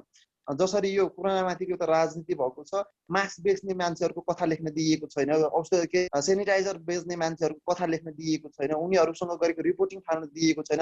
उनीहरू भन्छन् के भने जो समाचार प्रमुखका रूपमा रहेर काम गरिरहेका छन्, जो सम्पादकहरू छन्, उनीहरू के भन्छन् भने कोरोनाको रिपोर्ट त सरकारले यसरी रिपोर्ट नै सार्वजनिक गरेर प्रेस विज्ञप्ति नै जारी गर्छ, त्यसको आधारमा त्यो प्रमाण छ र पो हामी लेख्छौँ। तर हामीसँग त्यो अरूको त यो औषधिले नै मरेको, भ्याक्सिनले नै मरेको, मास्क बेचेकै कारणले धनी भएको भन्ने त्यस्तो कुनै पुष्टि गर्ने आधार छैन। त्यो कारण यस्तो लेख्नु हुँदैन। यो कुराहरू चाहिँ हामीले बाहिर समाचारको रूपमा फ्याँक्नु हुँदैन भनेर चाहिँ यस्तो विषयमा चाहिँ लेख्न बोल्न सञ्चार क्षेत्रलाई पनि प्रतिबन्ध गरेको कुनै न कुनै तौर तरिकाबाट प्रतिबन्ध गरेको अवस्था छ। त्यही कारणले गर्दा म पनि जागृत दाइको यो भनाइहरूप्रति चाहिँ असाध्यै एग्री छु। उहाँको कुराहरूमा यो तथ्यमा आधारित छ भन्ने कुरामा चाहिँ म सपोर्ट गर्छु। मेरो भनाइ हस्, धन्यवाद। अब अन्तिममा एम र शैलीजीले आफ्नो कुरा राख्छु भन्नुभएको छ, उहाँ चाहिँ अन्तिम है। त्यसपछि हामी सक्छौँ। 3 मिनटमा आफ्नो कुरा राख्नु होला। एमजी, तपाईँको समय सुरु भयो अब। धन्यवाद। मेरो आवाज सुन्नु भएको छ?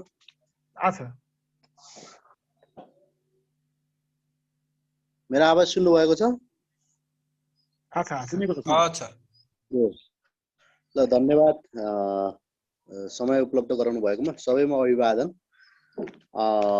मैले विषय, किनकि अब समय छोटो भएको हुनाले म छोटो ढङ्गबाट राख्न चाहन्छु।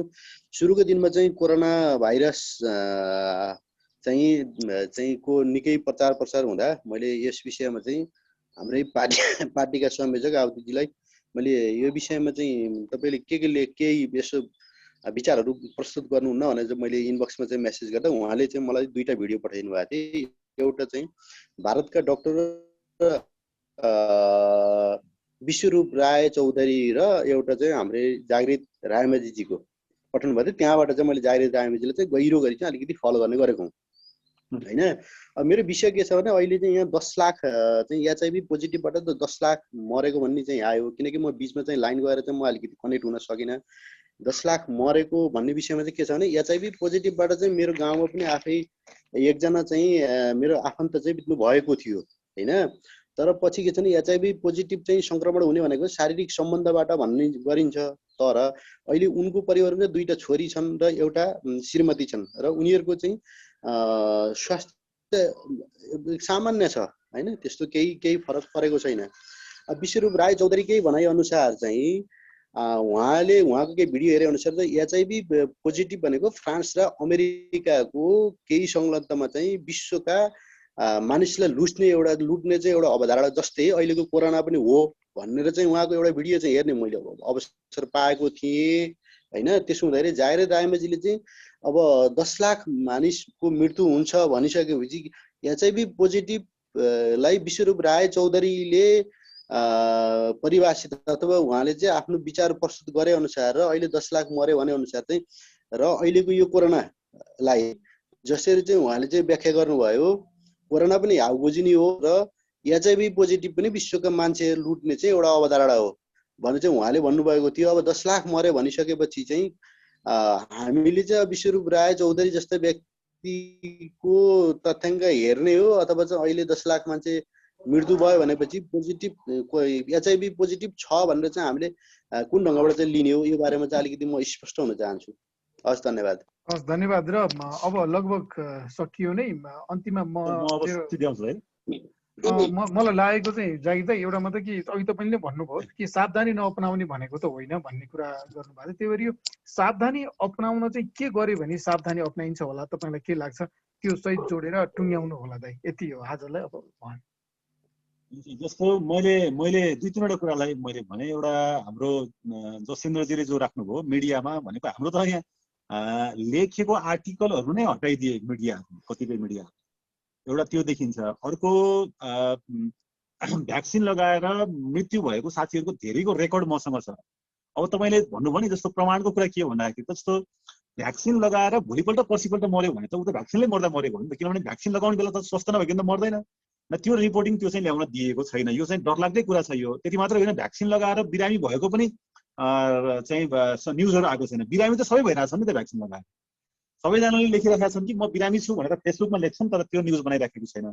खैर जो यो त एउटा छँदैछ कि हामीले यो होलिस्टिक एप्रोच बनाउँदाखेरि चाहिँ अहिले जे देखा परिरहेको छ कि हामी सबै यो कुरा रेफरेन्सको रूपमा लिउँ हामी, कि हामीले स्वास्थ्यको बारेमा ठिक ढङ्गले निर्णय गर्नु पर्दाखेरि यस्तो यस्तो हुँदो रहेछ, यो अब्स्ट्याकलहरू आउँदो रहेछ भनेर हामीले सोच्नुपर्छ जस्तो लाग्छ मलाई। एउटा दोस्रो पछि यो जो साथीले राख्नुभयो नि हाम्रो उसले के अरे एमजीले, हामीले चाहिँ सबै हामीले के नगरौँ जस्तो लाग्छ मलाई भन्दाखेरि कुनै एउटा व्यक्ति विशेष या एउटा डक्टर विशेषलाई आधार बनाएर या एउटा कुनै रिसर्च विशेषलाई आधार बनाएर हामीले सिँगै स्वास्थ्यको पोलिसी नबनाउँ जस्तो लाग्छ मलाई।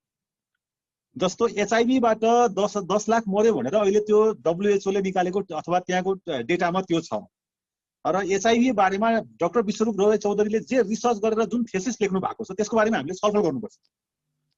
संसारमा 1982 पछि करोडौं मान्छेहरू चाहिँ एचआइभीबाट मारियो भन्ने त होइन। त्यति मात्रै भएन कि अब अहिले आइसकेपछि त हेर्नुहोस् त कोभिडलाई पनि त्यही पिसिआरबाट टेस्ट गर्ने हो, एचआइभी पनि पिसिआरबाटै टेस्ट गर्ने हो। तर एचआइभीको औषधि पनि बनेन, भ्याक्सिन पनि बनेन हैन।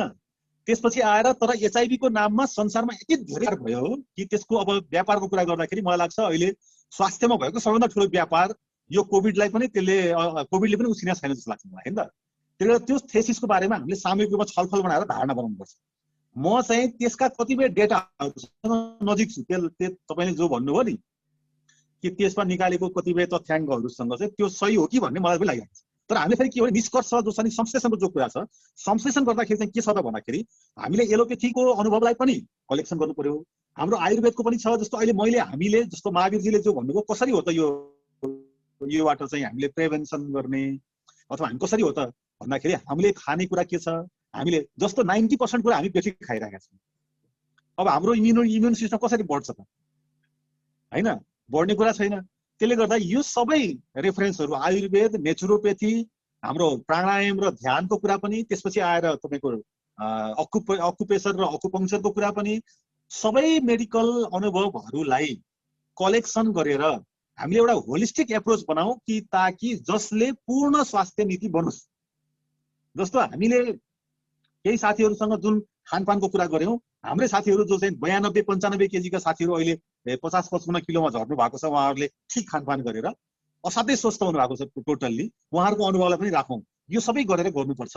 र जहाँसम्म यो अब अहिले हामीले सावधानी कसरी अपनाउने हो त भन्दाखेरि ज्वरो आउँदाखेरि र रुगाखोकी लाग्दाखेरि र जुन श्वास प्रश्वासको जे समस्या छ, र अहिले सबभन्दा मुख्य देखाइएको महावीरजी कि अक्सिजन पुगेन भन्ने छ। अक्सिजनले चाहिँ एकदमै भन्ने छ। त्यसमा चाहिँ दुईवटा तरिकाहरू, विधिहरू जो चाहिँ बाट चाहिँ तुरुन्तै मैले धेरै पेसेन्टसँग मैले त्यो अनुभव पनि गरेँ।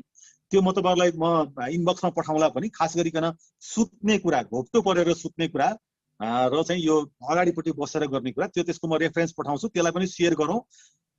3 घण्टाभित्रमा 2 घण्टाभित्रमा अक्सिजन नलगाइकन 80 अक्सिजन 95 प्लस भएको छ के होइन। मेरो एकदमै नजिकको रिलेटिभ्समा मैले यो प्रयोग गरेको छु भन्दाखेरि त्यस्तो उपायहरू छन्।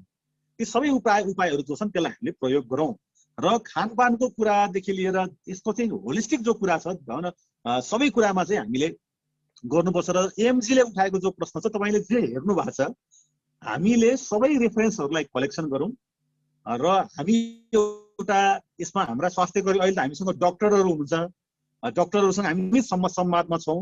एलोपेथीका चाहिँ एकदम सिनियर डक्टरहरूसँग संवादमा छौँ, उहाँहरूले हामीलाई रेफरेन्स दिइरहनु भएको छ। उहाँहरूलाई पनि राखेर अरू सबै क्षेत्रका डक्टरहरूलाई राखेर हामीले सबै क्षेत्रका सकारात्मक अनुभवहरूलाई लिएर जानुपर्छ।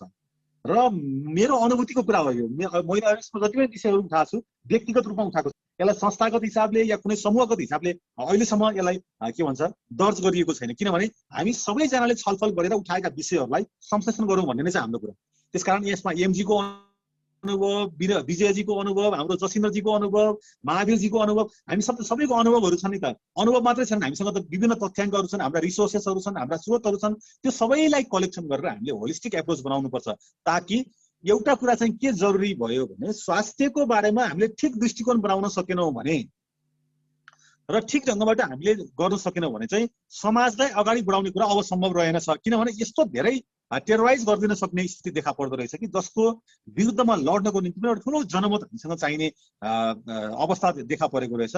त्यो चाहिँ हामी सचेत हौँ। र म त्यो जुन अब मैले अहिलेसम्म गरेका हिसाबले म मेडिकल सेक्टरको हिसाबले मसँग चाहिँ कुनै पनि त्यस्तो सैद्धान्तिक अथवा चाहिँ औपचारिक नलेजहरू छैन, तर मैले यो बिचमा गरेका आफूले गरेको प्रयोग र अरू साथीहरूलाई भन्न लगाएको खानपानको प्रयोग, त्यसपछि आएर यही बिरामीहरू कोभिडका बिरामीहरूसँग हामीले गरेको इन्टरेक्ट, हाम्रो फ्याक्ट टिमका साथीहरू र हामी कतिपय साथीहरूले कोभिडका यहाँ बाहिर धेरै मिडियामा गएको छैन 10औं जना 20औं जना साथीहरूलाई सँगै राखेर, सुन्नुहोस् है त, 15-20 जना साथीहरूलाई कोभिड लागेको साथीहरूलाई एउटै रुमभित्र राखेर साथीहरूले उपचार गरिरहनु भएको छ।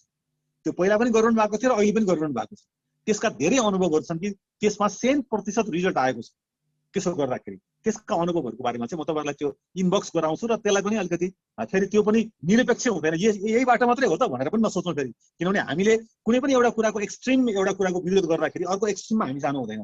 हामी सबैका अनुभवहरूलाई कलेक्सन गरौँ र सबैका थ्योरीहरूलाई कलेक्सन गरौँ र सबैका ज्ञानहरूलाई कलेक्सन गरौँ र होलिस्टिक एप्रोच नै म फेरि पनि भन्छु कि समग्र मैले भनेको छु कि एकीकृत स्वास्थ्य प्रणाली यो शब्द हामीले जो प्रयोग गरेका छौँ कि सबै स्वास्थ्य प्रणाली एलोपेथिक, आयुर्वेदिक, नेचुरोपेथी, त्यसपछि आएर त्यो के भन्छ यो अकुप्रेसर, पङ्क्चर, प्राणायाम, ध्यान, योगा लगायतका जति पनि मानव सभ्यतामा तपाईँको यो चाहिँ के भन्छ चाइनामा छ यो परम्परागत उपचार विधि चाइनाको त्यो पनि शक्तिशाली देखिन्छ।